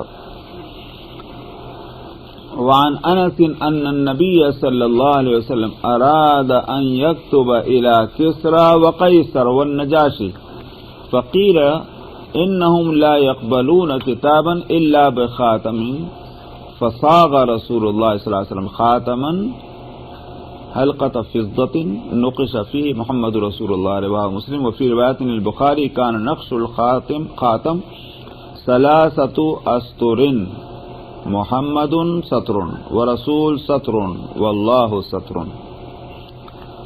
حضرت انس رضی اللہ عنہ سے روایت ہے کہ نبی کریم صلی اللہ علیہ وسلم نے کسرا جو فارس کا پرشیا کا بادشاہ تھا اور اسی طرح قیصر جو روما کا بادشاہ تھا اور نجاشی جو حبشہ کے بادشاہ تھا, ان کو آپ نے خطوط لکھنے کا ارادہ فرمایا. تو آپ سے کہا گیا کہ یہ لوگ جو ہیں کوئی بھی خط اس وقت تک قبول نہیں کرتے کہ جب تک کہ اس میں مہر نہ لگی ہو. تو اس لیے نبی کریم صلی اللہ علیہ وسلم نے ایک انگوٹھی تیار کرائی اور جس کے جو حلقہ تھا, حلقہ یہ یوں کہیے کہ اس کو کہیں گے رنگ, تو وہ چاندی کا تھا. اور یہ حلقہ سے مراد اس کو نگین نہیں, وہ حلقہ وہی ہے, رنگ چاندی کا رنگ تھا اور اس میں کھدا ہوا تھا محمد الرسول اللہ. یہ تو ہوا مسلم کی روایت. اور بخاری کی روایت میں کہ آپ کی انگوٹھی کی جو نقش تھے اس میں 3 لائنیں تھیں. پہلی لائن میں محمد, پہلی کا مطلب نیچے محمد لکھا تھا, اس سے اوپر رسول, اس سے اوپر اللہ, یوں تھی ترتیب. اب آپ لکھیں تو محمد نیچے لکھیں, اوپر رسول, اس سے اوپر اللہ. تو یہ 3 لائنوں میں اس طرح آپ کے انگوٹھی میں یہ کھدا ہوا تھا.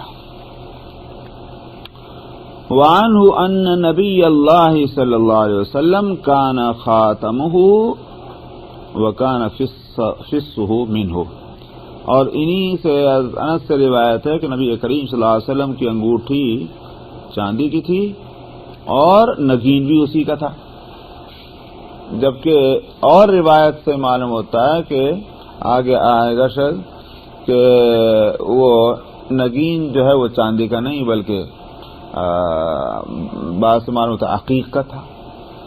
تو اس لیے یہ علماء نے اس کی یہ تفسیر کی ہے کہ ہو سکتا ہے کہ آپ کی 2 انگوٹھیاں ہوں, ایک انگوٹھی چاندی ہی کا نگین رہا ہوگا, اس میں پورے رنگ بھی چاندی کا اور نگین بھی چاندی کا, اور دوسری انگوٹھی جو ہے نگین اس کا چاندی, وہ کیا بولتے ہیں عقیق کا, اور رنگ جو ہے اس کا چاندی کا. ہو سکتا ہے کہ یہ صورت ہو, اس لیے کہ آگے کی روایت جو آ رہی اس میں چاندی کا لفظ نہیں ہے. وعنہ ان رسول اللہ صلی اللہ علیہ وسلم لبس خاتم فضة فی یمینی فیہ فص حبشی کان یجعل فصہ مما یلی کفہ.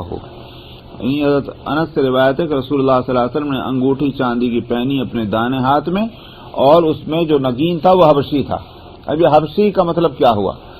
حبشی کا مطلب کے معنی بھی اس میں مختلف معنی بتلائے ہیں کہ حبشی کے معنی یہ بھی ہو سکتا ہے کہ حبشہ جو ملک ہے وہ پتھر وہاں کی طرف منسوب تھا, اس لیے کہ عقیق کی کانیں زیادہ تر حبشہ میں ہیں تو حبشی کہا گیا.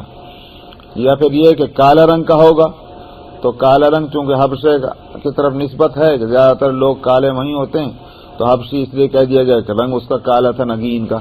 مختلف معنی اس کے بتلائے گئے ہیں۔ تو بہرحال یہ کہ اس سے پتہ چلا کہ اس کا نگین جو تھا وہ چاندی کا نہیں تھا، ورنہ تو حبشی نہ کہتے۔ اور یہ کہ اس نگین کو آپ اپنی ہتھیلی کی طرف کیا کرتے تھے بجائے اس کے کہ اوپر رکھتے۔ وعنہ قال کان خاتم النبی صلی اللہ علیہ وسلم فی ہذہ واشار الی، اچھا یہ ہاتھ کی ہتھیلی کی طرف کرنے سے جو بات سمجھ میں آتی ہے وہ یہ کہ جو اوپر رکھتے ہیں نگین کو، وہ دراصل اس سے مقصد ہے خوبصورتی۔ چونکہ آپ انگوٹھی خوبصورتی کے واسطے نہیں پہنتے تھے بطور ایک زیور کے یا بطور اس کے فیش، بلکہ یہ کہ ضرورتاً تھی، اس واسطے آپ نگین کو آپ اندر کر لیتے تھے تاکہ نہ معلوم ہو کہ بھئی میں زینت کے واسطے پہن رہے ہیں۔ وعن علی وعنہ قال کان خاتم النبی صلی اللہ علیہ وسلم فی ہذہ واشار الی الخنصر من یدہ الیسری۔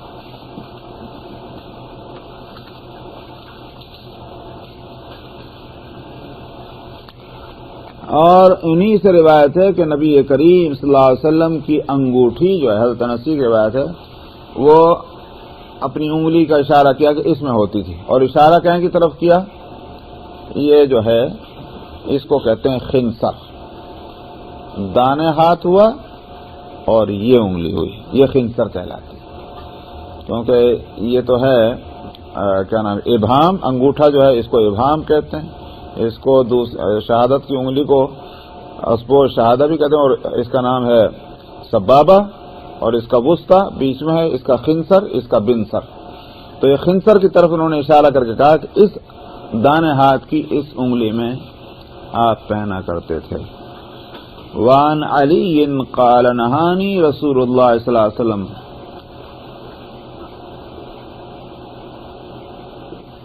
ان اتختم فی اصبعی هذه او هذه قال فاومأ الى الوسطى والتي تلاها۔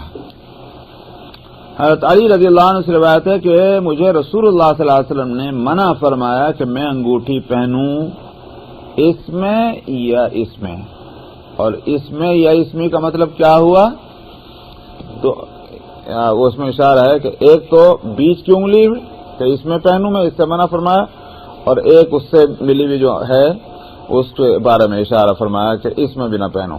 تو یہ جو مسبحہ یا سبابہ جو ہے اس انگلی کے بارے میں بھی اور اس کے بارے میں بھی دونوں سے منع فرمایا۔ اب جو ہے یہی رہ گئی، اس میں پہنا کرتے تھے کیونکہ آپ نے چھوٹی انگلی میں بھی نہیں پہنا۔ الفصل الثانی عن عبداللہ بن جعفر قال كان النبي صلی اللہ علیہ وسلم يتختم في يمينه۔ عبداللہ بن جعفر سے بھی روایت ہے کہ نبی کریم صلی اللہ علیہ وسلم اپنے دانے ہاتھ میں انگوٹھی پہنتے تھے۔ تو اب تک روایت حضرت انس کی آ رہی تھی، حضرت کیا نام ہے حضرت علی کی آئی، یہ حضرت عبداللہ ابن جعفر کی ہے، عبداللہ ابن جعفر ابن ابی طالب، اور آپ کے یہ کیا ہوئے، آپ کے بھتیجے ہوئے، چچا زاد بھائی کے بیٹے عبداللہ ابن جعفر۔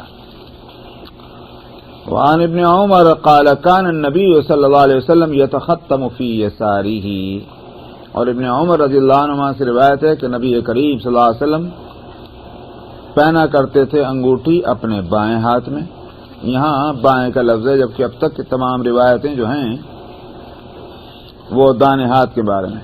اس سے معلوم ہوا کہ آپ کا جو عمل تھا اصل وہ تو دانے ہاتھ میں پہننے کا تھا، بائیں ہاتھ میں یا تو ضرورتاً پہنی کبھی، اور یا پھر جواز بتلانے کے واسطے، تو کوئی شخص یہ نہ سمجھے کہ بائیں ہاتھ میں پہننا جائز نہیں ہے، تو اس لیے جواز بتلانے کے لیے آپ نے ایسا کیا۔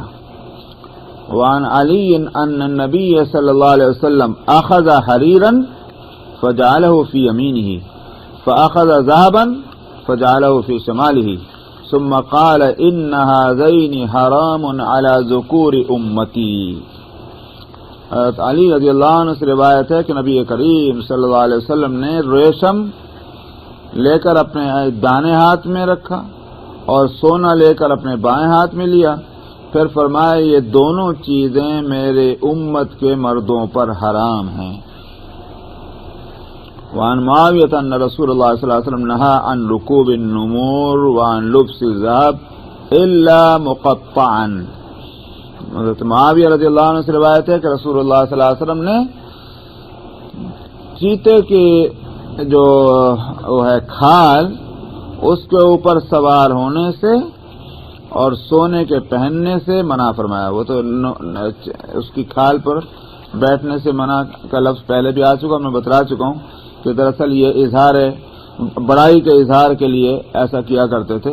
تو یہ فخر اور مباحات اور تکبر یہ ناپسندیدہ ہے، اس لیے آپ نے اس سے منع فرمایا. اور سونے کے پہننے سے بھی سوائے اس کے کہ اس کے ریزے ریزے ہوں. مثلا مثال کے طور پر انگوٹھی ہی ہے، اس انگوٹھی کے اگر رنگ کے اوپر یا مثال کے طور پر نگین پہ کہیں کہیں کو ایک جیسے کیا بولتے ہیں کیلے چھوٹی چھوٹی اس کے وہ بنا دی جائے. نہیں چھوٹا چھوٹا اگر کیلیں لگا دیں سونے کی کیلیں تو وہ ٹکڑے ٹکڑے ہو گئے. تو اس کا مطلب کیا ہوا؟ اس حد تک تو کوئی بات نہیں. جیسے ریشم کہ ریشم اگر کپڑے پر مثال کے طور پر کنارے پہ لگا ہوا ہے اجازت ہے، جائز ہے. ایسی ہی اگر سونے کا اس طرح استعمال ہو تو اس کی اجازت ہے، کیونکہ وہ سونے کا استعمال نہیں ہوگا، چھوٹا چھوٹا ٹکڑا کہیں کہیں کو استعمال کر لیا. لیکن یہ کہ غالب سونا ہو جائے یا پورا سونا، اس سے آپ نے منع فرمایا. وعن بريدة أن النبي صلى الله عليه وسلم قال لرجل عليه خاتم من شبه ما لي أجد منك ريح الأصنام فطرحه ثم جاء وعليه خاتم من حديد فقال ما لي أرى عليك حلية أهل النار فطرحه فقال يا رسول الله من أي شيء أتخذه قال من ورق ولا تتمه مثقالا.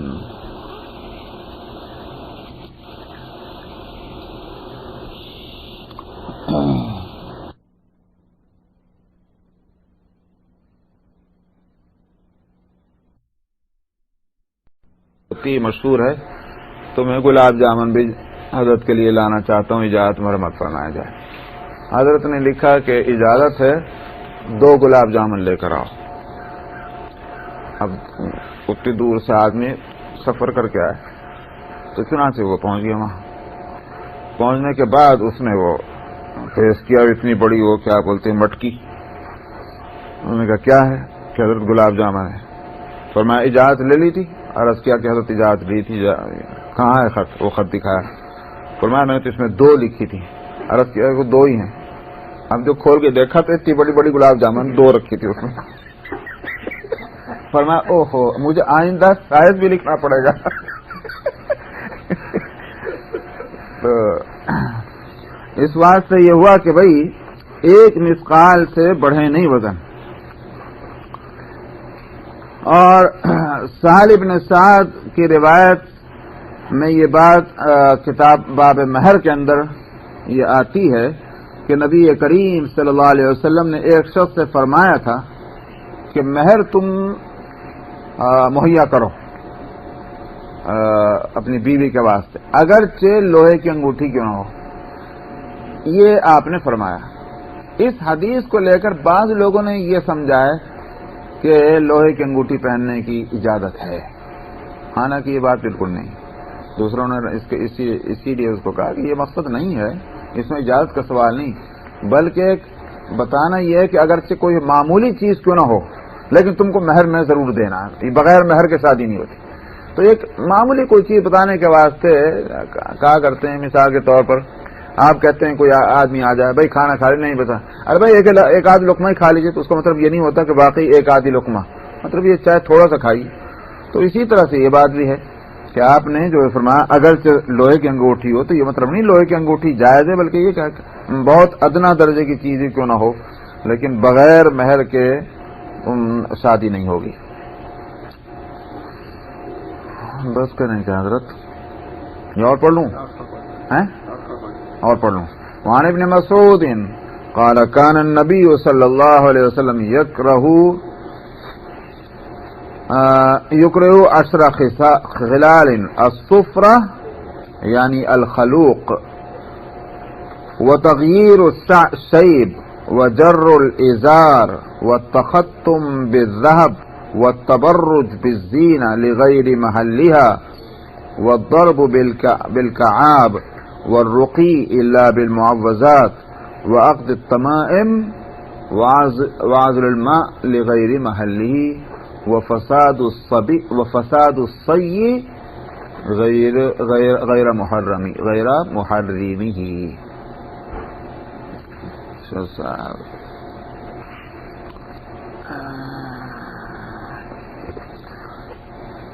ابن مسعود رضی اللہ عنہ سے روایت ہے کہ نبی کریم صلی اللہ علیہ وسلم 10 باتوں کو ناپسند کرتے تھے.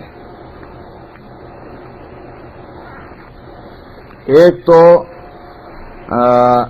ایسی خوشبو مردوں کے واسطے جس کو خلوق نام دیا جاتا تھا، اور وہ خوشبو بنتی تھی پرفیوم جس میں زعفران شامل ہوتی تھی، تو رنگ چونکہ زیادہ آ گیا.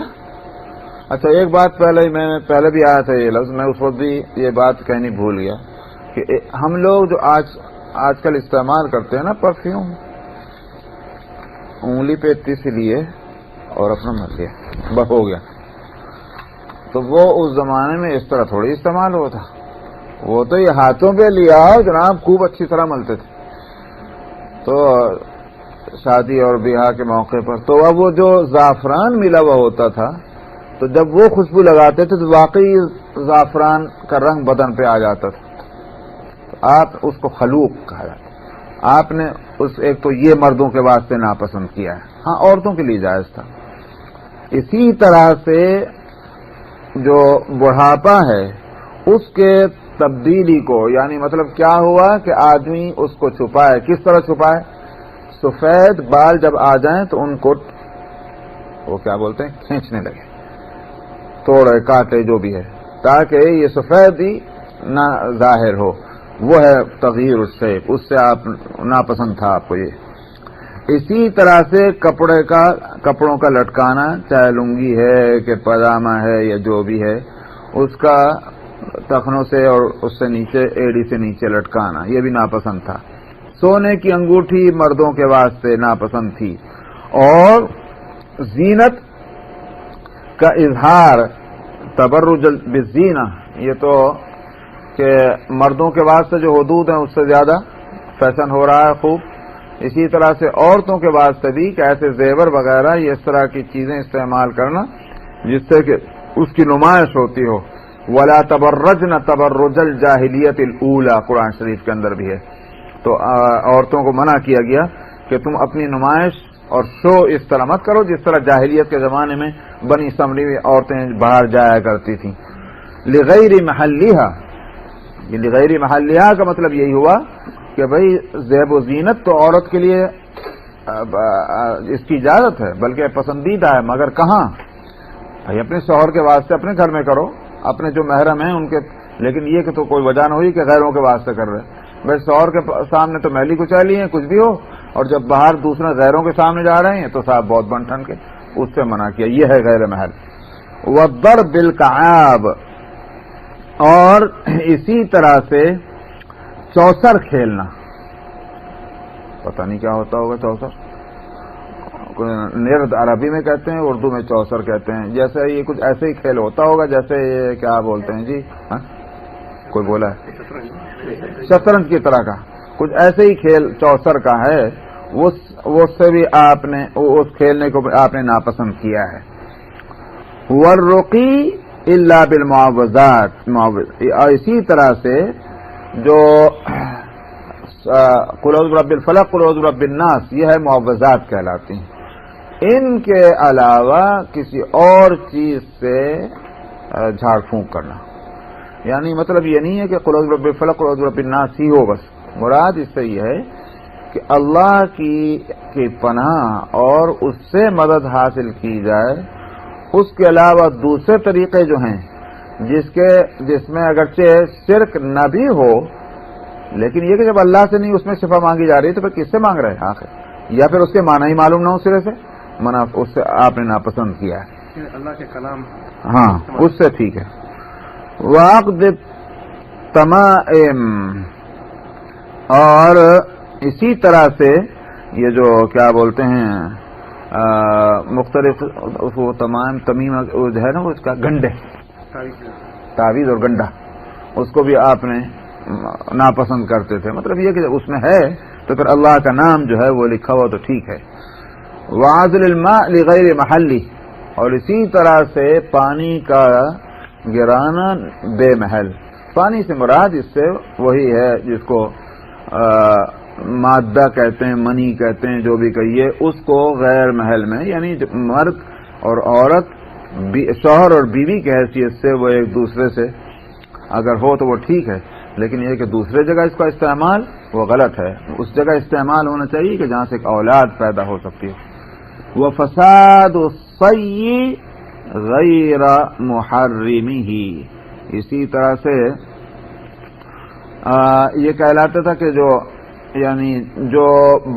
عورت کے بچہ وہ دودھ پلانے والی، یوں کہیے تو جو دودھ پلانے والی عورت ہوتی تھی اس کے ساتھ بھی ہم بستری کو ناپسند کیا تھا، اس واسطے کہ ہو سکتا ہے کہ اس صورت میں وہ پریگننٹ ہو جائے.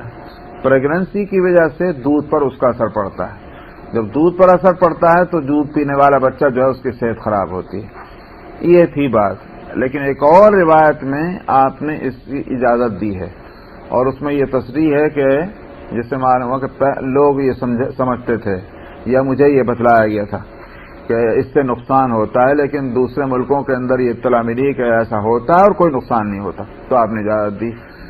یہ بات ہے، یہ یوں کہیے کہ ناپسندیدہ ہونا تو تھا، لیکن یہ کہ کوئی شخص ناجائز سمجھنے لگے، ہو سکتا ہے کہ کوئی ایسی مجبوری ہو، باسی طبیعت ہوتی ہے، اس میں حرارت گرمی زیادہ ہے، نہیں صبر ہو سکتا، سفر میں جا رہے ہیں لمبے مدت کے واسطے، تو بعض دفعہ ضرورت ہوتی ہے، تو اس لیے ناجائز نہیں ہے. وہ اس حدیث سے تو یہ معلوم ہوا، اور اس حدیث سے یہ کہ پسندیدہ نہیں، کیونکہ اس سے بچے کو جو زندہ بچہ ہے اس کو نقصان پہنچ سکتا ہے. بس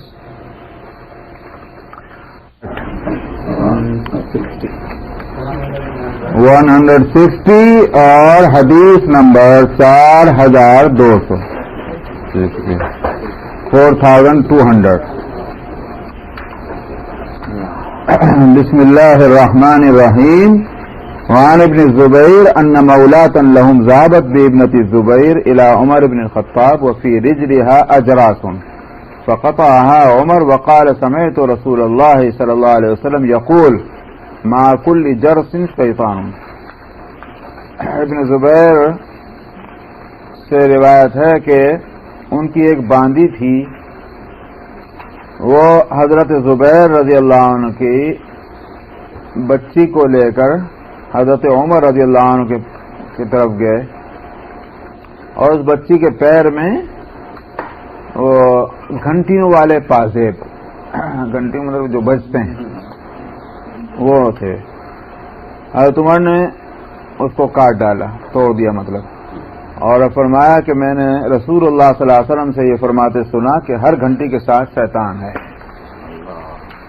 تو معلوم ہوا کہ اصل میں زیب و زینت جو ہے وہ تو ٹھیک ہے کہ چاندی کے زیور وغیرہ استعمال کیے جائیں، مگر بجنے والے زیور جو ہیں اس کا تعلق زینت سے بالکل نہیں ہے، بلکہ وہ دوسروں کو متوجہ کرتا ہے.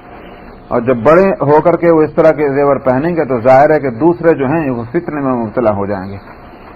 اور یہی دراصل وہ شیطان کی جو کہا گیا کہ ہر گھنٹی کے ساتھ شیطان ہے، اس کا مطلب یہی ہے کہ جب ایسے زیور پہنے جائیں گے کہ جن میں آواز ہوگی تو قدرتی طور پر دوسرے اجنبیوں کی نگاہیں اٹھیں گی، توجہات ادھر ہوں گی، اور جس سے فتنوں کا دروازہ کھلتا ہے. اچھا، ویسے کچھ یہ بھی معلوم ہوتا ہے کہ گھنٹیاں جو ہیں یہ شیاطین کا ایک طریقہ ان کے ہاں کا یہ ہے. اسی واسطے آپ دیکھ لیجئے کہ دوسرے مذاہب کے اندر گھنٹے بجانے کا ہے دستور.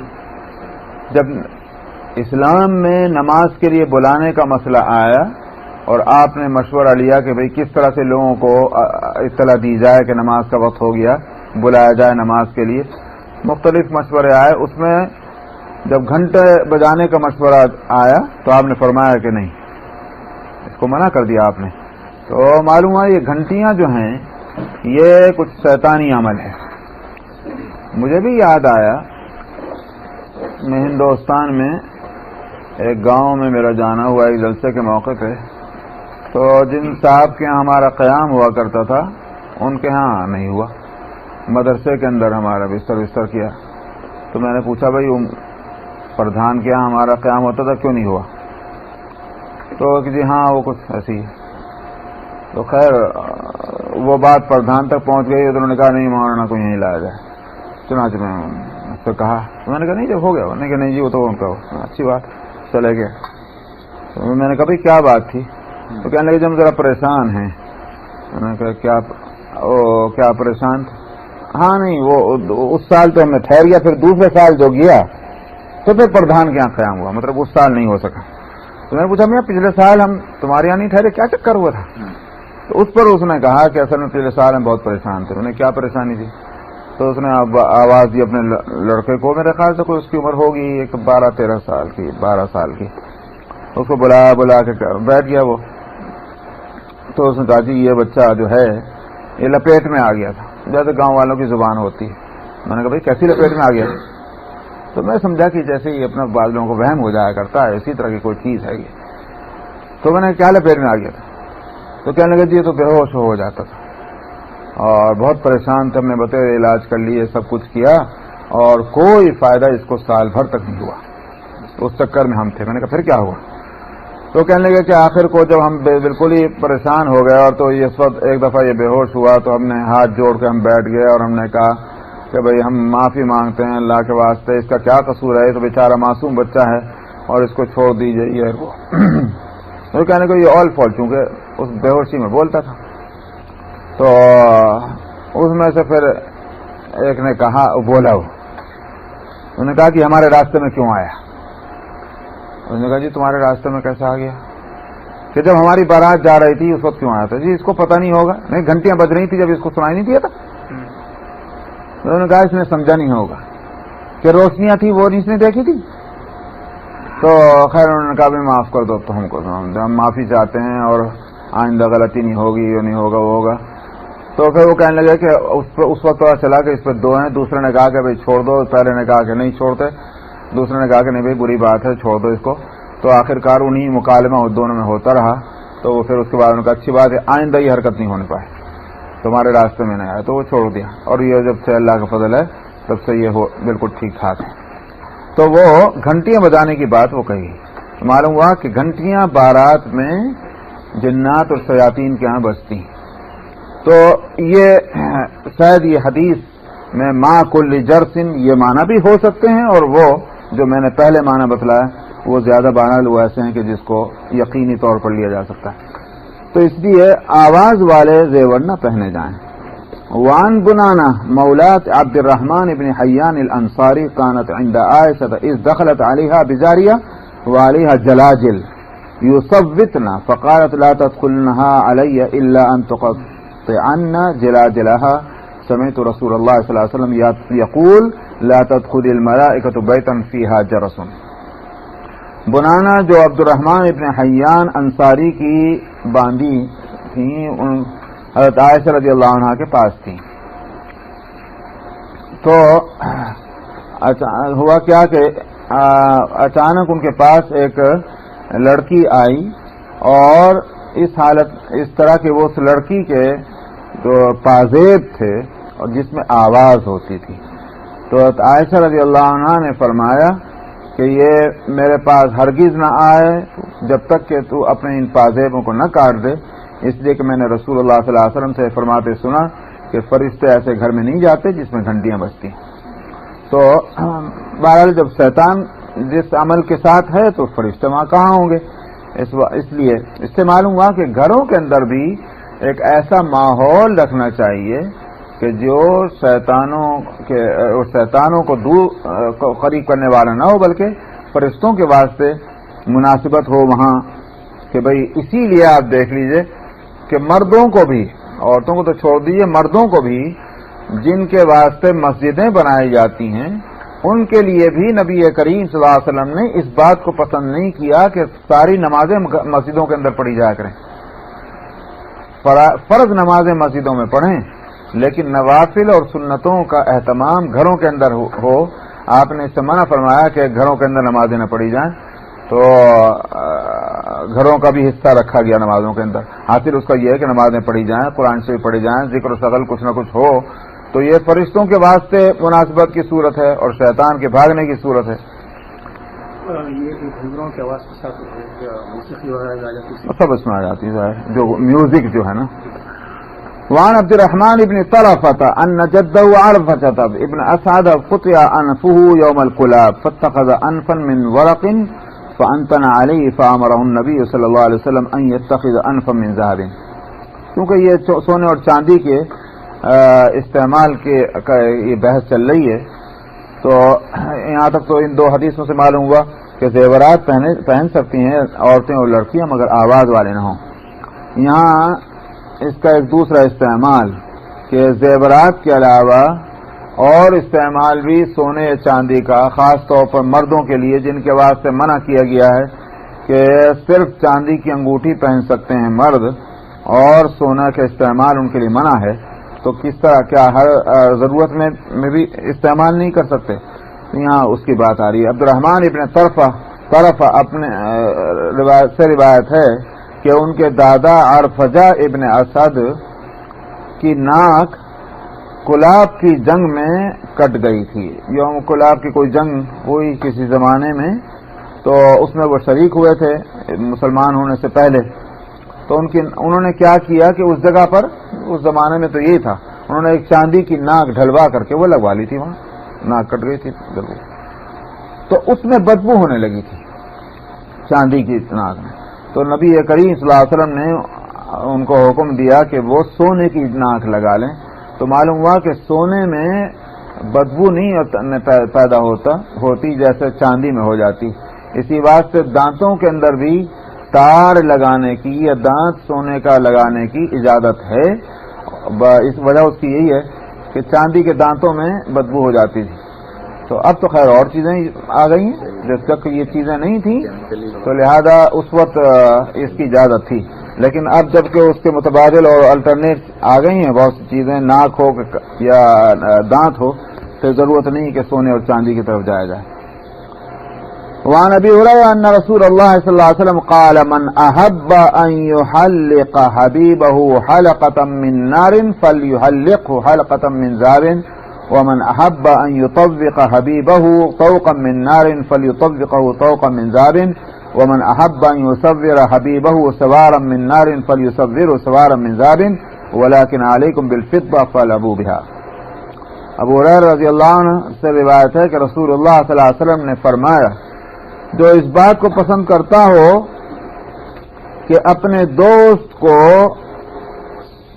جہنم کی آگ کی بالیاں پہنائے تو اس کو چاہیے کہ وہ سونے کی بالیاں اس کے واسطے بنائے. اور جو اس بات کو پسند کرے کہ اپنے کسی دوست کو گلے میں ہار آگ کا پہنائے تو وہ اس کو سونے کا ہار پہنا دے. اور جو پسند کرے کہ اپنے دوست کو آگ کے کنگن پہنائے تو پھر وہ اس کے واسطے سونے کے کنگن بنا دے. آپ نے فرمایا کہ تم چاندی کو لے لو، چاندی سے اپنا دل بہلا لو. تو دل بہلانے کا لفظ نہ ہے، اس کا معنی یہ ہوگا کہ یہ زیور جو ہے میں طبیعت خوش کرنے کے واسطے کوئی ضرورت کی چیز نہیں ہے. جو لوگوں نے یہ تعویل کرتے ہیں سونے کی انگوٹھی پہننے والے، ہیرے کی انگوٹھی اور چاندی کی جو بھی ہے، ایسا آپ آڑے وقت میں کام آتا ہے. آڑا وقت آ جائے تو صرف وہ انگوٹھی کام دے گی اور کچھ نہیں. تعویل ہیں، صرف دل بہلانے کی چیزیں ہیں یہ. اس لیے آپ نے فرمایا کہ دل بھی اگر بہلانا ہے تو چاندی سے بہلا لو. جو یہ حدیث میں ایک معنی تو یہ ہو سکتے ہیں کہ یہ صرف مردوں کے واسطے ہے. مردوں کے لیے چونکہ سونا منع ہے، آپ نے چاندی کی اجازت دی، اور چاندی کی اجازت اسی حد تک ہے کہ بھائی انگوٹھی بنا لو اپنی جو گزر چکی ہے. لیکن اگر اس حدیث کو عام رکھا جائے کہ عورتوں اور مرد سب کے لیے ہے، تو پھر جیسے آگے بھی حدیثیں کچھ آ رہی ہیں جس سے یہ سمجھا جا سکتا ہے کہ آپ نے مردوں اور عورتوں کے لیے دونوں کے واسطے ناپسند کیا ہے سونے وغیرہ کے استعمال کو یا چاندی کو. ایسا اس سے یہ مفہوم سمجھ میں آتا ہے کہ یہ بالکل ابتدائی دور جو تھا مدینے کا، کہ جہاں اسلامی معاشرے کا ڈیولپمنٹ اس طرح ہو رہا تھا کہ جو ضرورت مند ہیں کمیونٹی اور سوسائٹی کے اندر، ان کی ضرورتوں کا لوگ لحاظ کریں بنسبت اس کے کہ صاحب اپنے کھانے پینے سے ہٹ کر کے اپنے زیور اور زیورات کے اندر لگ رہے ہیں۔ تو اس وقت آپ نے یہ ساری ہدایتیں دی کہ بھئی یہ کون سا موقع ہے۔ اب مثال کے طور پر کہیں ایمرجنسی لگ جائے، گورنمنٹ اس طرح کے قانون بنا سکتی ہے کہ جو تمہارے پاس سونے چاندی نکال کے لے آؤ، سمجھ میں آیا؟ یہ قانون بنا سکتی ہے۔ تو وہ اس وقت کے حالات جو تھے وہ ایمرجنسی تھی، اور ایمرجنسی جو میں لفظ بول رہا ہوں وہ اس لیے کہہ رہا ہوں کہ اس وقت وہ دور تھا کہ ہر طرف خطرات تھے، اور صحابہ بھی راتوں کو ہتھیار اپنے پاس رکھ کر سویا کرتے تھے۔ نبی کریم صلی اللہ علیہ وسلم کا پہرا دیا جاتا تھا برابر کہ کہیں آپ کے اوپر کوئی دشمن حملہ نہ کر بیٹھے۔ وہ تو جب آیت اتری یا ایھا الرسول بلغ ما انزل الیک من ربک فإن لم تفعل فما بلغت رسالتہ واللہ یعصمک من الناس، پیغمبر آپ اپنے جو آپ پر اتارا گیا اس کی آپ تبلیغ کرتے رہیں، اگر آپ نے ایسا نہ کیا تو آپ نے حق رسالت ادا نہیں کیا۔ مطلب یہ ہے کہ دشمنوں کے ڈر اور خوف کی وجہ سے آپ تبلیغ کا کام کو نہ روکیں، اللہ آپ کی حفاظت فرمائے گا۔ تو اس کے بعد نبی کریم صلی اللہ علیہ وسلم نے جو حفاظت کرنے والے تھے، پہرا دینے والے تھے، آپ نے ان کو رخصت کر دیا کہ جاؤ بس اب تمہاری ضرورت نہیں ہے، اللہ میاں میری نے فرما دیا ہے، وہاں سے حفاظت ہوگی۔ تو یہ میں کہہ رہا ہوں کہ یہ سورہ مائدہ مدنی ہے جس میں یہ آیت اتری ہے۔ اس سے پہلے تک نبی کریم صلی اللہ علیہ وسلم کا پہرا تک دیا جاتا تھا۔ تو حاصل یہ ہوا کہ یہ ایمرجنسی تھی۔ ایمرجنسی کے دور کے جو احکام ہوں گے ان کو ہمیشہ عام حالات میں ان کا اطلاق نہیں ہوگا۔ تو یہی فقیہ کا کام ہے کہ فقیہ یوں بھی دیکھے کہ بھئی حدیثیں کس دور کی ہیں۔ اچھا، ایک اور بھی بات ہے، اور وہ یہ ہے کہ سونا اور چاندی جو ہے، میں یقین کے ساتھ اس زمانے کے حالات میں تو نہیں کہہ سکتا، لیکن اب سے کچھ پہلے تک سونا اور چاندی جو ہے وہ ڈیفینیٹلی بیس تھی اکانومی کی، صحیح کہ نہیں؟ اب اگر لوگ اس کو زیور بنا بنا کے اور یا تو بدن پہ چڑھا لیں اور یا پھر اپنی تجاریوں میں بند کر کے رکھ لیں، اکانومی کا کیسے حال ہوگا؟ سونا اور چاندی جو ہے وہ سرکولیٹ اگر ہو تو اس کا مطلب یہ ہے کہ اس سوسائٹی اور کمیونٹی کی اکانومی ٹھیک۔ آپ دیکھیے اس کنٹری میں کی اکانومی ساری دنیا میں اچھی ہے، تسلیم ہے نا؟ ساری دنیا کے ملکوں میں اس ملک کی اکانومی اچھی ہے، لیکن اگر غور کیا جائے تو اس میں ایک چیز ہے جو اس اکانومی کو اچھا کر رہی ہے، اور وہ یہ کہ صاحب یہاں باقاعدہ اس بات کے آرگنائزیشن ہیں، ادارے ہیں جو اس بات کی ریسرچ کرتے رہتے ہیں کہ لوگوں کی انکم اور ایکسپنسز وہ بیلنس رہنے چاہیے۔ اگر انکم کا ریشو بڑھ جائے اور جو ہے ایکسپنسز کا ریشو نیچے چلا جائے، اکانومی برباد ہو جائے گی۔ سمجھ آ رہی نہیں آ رہی؟ تو یہاں اس پر باقاعدہ اس پر محنت کی جاتی۔ تو اسلام نے، نبی کریم صلی اللہ علیہ وسلم نے اس بات پر کو اہمیت دی کہ سونا اور چاندی جو بیس ہے اکانومی کی، اس کو لوگ اپنے زیورات بنا بنا کر کے ہندوؤں کی طرح سے اور اپنی تجاریوں میں نہ بند کر لیں، سرکولیٹ ہونا چاہیے۔ تو یہ تھی بات، تو اس لیے اس کو بھی ذہن میں رکھا جانا چاہیے۔ تو اچھا صاحب، وعن اسماء بنت يزيد ان رسول الله صلى الله عليه وسلم قال ايما امرأة تقلدت قلادة من ذهب قلدت في عنقها مثلها من النار يوم القيامة، وايما امرأة جعلت في اذنها خرصا من ذهب جعل الله في اذنها مثله من النار يوم القيامة۔ اسماء بنت یزید سے روایت ہے کہ رسول اللہ صلی اللہ علیہ وسلم نے فرمایا، جو عورت کے سونے کا ہار پہنے تو اس کے گلے میں اسی جیسا آگ کا ہار ڈالا جائے گا قیامت کے دن، اور جو عورت کے اپنے کانوں میں بالیاں پہنے گی سونے کی تو اللہ سبحانہ و تعالیٰ اس کے کان میں اسی جیسے آگ کے گویا بالیاں قیامت کے دن ڈالیں گے۔ یہ وہی بات ہے جو میں نے کہی۔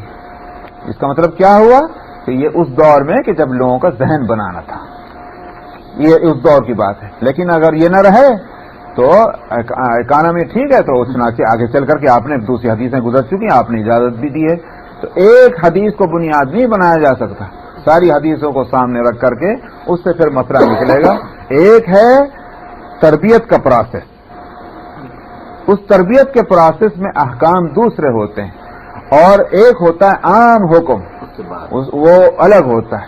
آپ دیکھ لیجئے کہ مدینہ منورہ کے اندر جب آپ تشریف لائے اور آپ نے دیکھا کہ بھائی لوگوں کے گھروں میں کتے جو ہیں بالکل فیملی ممبر بنے ہوئے ہیں، سمجھا، بالکل امریکنائز ہو رہا تھا اس وقت وہاں کا معاشرہ، تو آپ نے فرما دیا کتوں کو مارو. صحابہ تو حکم کے بندے تھے، وہاں تو اگر یہ حکم ہو جاتا اپنے بچوں کو مار دو تو بچوں کو مارنا شروع کر دیتے، وہاں تو یہ حال تھا. چنانچہ کتوں کو مارنا شروع کر دیا. جب آپ نے دیکھا یہ کام ہو گیا، اب آپ نے فرمایا کہ کالے کتے کو مارو. اب حکم میں آپ نے ترمیم کر دی، کالے کتے کو مارو.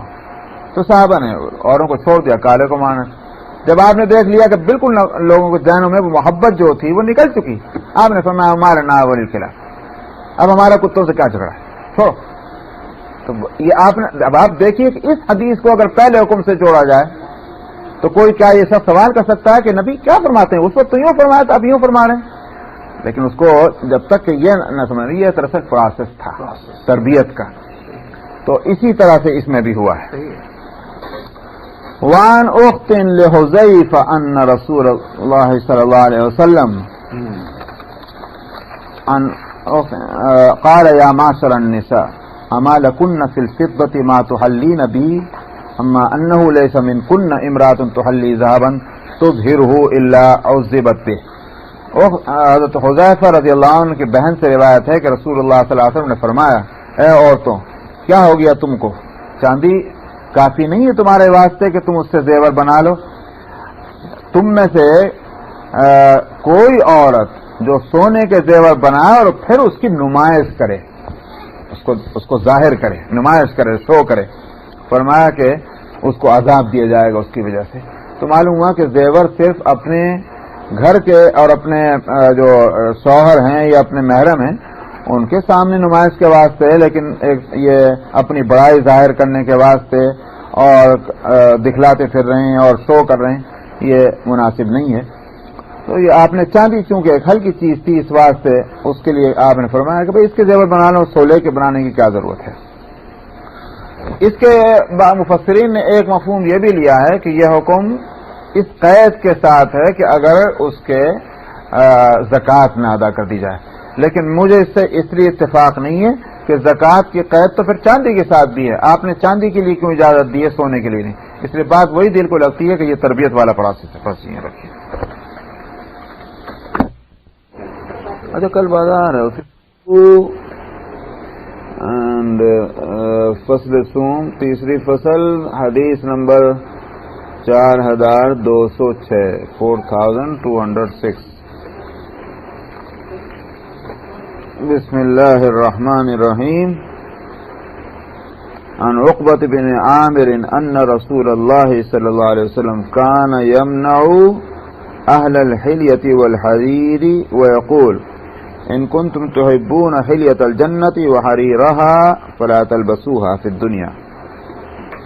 عقبہ ابن عامر رضی اللہ عنہ سے روایت ہے کہ رسول اللہ صلی اللہ علیہ وسلم زیور والوں اور ریشم والوں کو منع فرمایا کرتے تھے اور فرماتے تھے کہ اگر تم جنت کے زیورات کو اور وہاں کے ریشم کو پسند کرتے ہو تو پھر دنیا میں ان کو مت پہنو.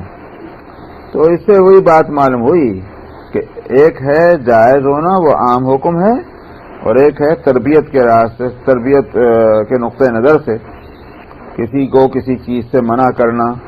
تو وہ ممانعت جو ہوگی وہ یا تو شخصی ہوگی اور یا پھر خاص حالات میں ہوگی. عام اگر حکم ہوتا تو اس کے حرام ہونے کی کوئی وجہ کسی جگہ ذکر کی جاتی، جیسے سونا ہے کہ سونا مردوں کے واسطے حرام ہے اور کہا گیا کہ عورتوں کے لیے حلال ہے. جب یہاں معلوم ہو رہا کہ منع فرما رہے ہیں تو اس کے معنی یہ ہیں کہ جب ٹکراؤ ہے تو وہ اصول وہ عام حکم رہے گا اور یہ خاص ہوگا کہ خاص حالات میں آپ نے منع فرمایا. اور ایک معنی یہ بھی ہو سکتے ہیں کہ جائز ہے مگر پسندیدہ نہیں ہے. پسندیدہ جو ہے وہ یہی ہے کہ اپنے دل کو اس طرح کی چیزوں میں نہ لگایا جائے، سادگی اختیار کی جائے تو اس کے بدلے میں وہاں جنت میں راحتیں اور نعمتیں ملیں گی. وعن ابن عباس ان رسول اللہ صلی اللہ علیہ وسلم اتخذ، اس سے گویا یہ اصول نکلا کہ بعض گویا مشائخ اور اسی طرح سے تربیت کرنے والے اگر جائز اور مباح چیزوں پر کوئی پابندی لگانا چاہیں اور حکمت اور مصلحت اس کا تقاضا کرتی ہو تو کوئی ان سے آرگومنٹ نہیں کرے کہ صاحب جب شریعت میں اجازت دی ہے، جائز کیا ہے، تو آپ اس کو کیوں منع کر رہے ہیں. اس لیے کہ وہ ایک معالج کی طرح پر ہیں کہ جیسے معالج ڈاکٹر جو ہے وہ کسی مریض کو کسی چیز کے استعمال سے روکتا ہے تو یہ نہیں سمجھا جائے گا کہ یہ سب کے واسطے ناجائز ہے اور سب کے واسطے حرام ہے. اس مریض کی حالت کے لحاظ سے ڈاکٹر تجویز کر رہے ہیں. تو اسی طرح سے اصلاح اور تربیت کرنے والوں کا حال ہے کہ بعض دفعہ علماء جو ہیں وہ عوام کے حالات پر نظر کرتے ہوئے کچھ چیزوں پر سختی اختیار کرتے ہیں.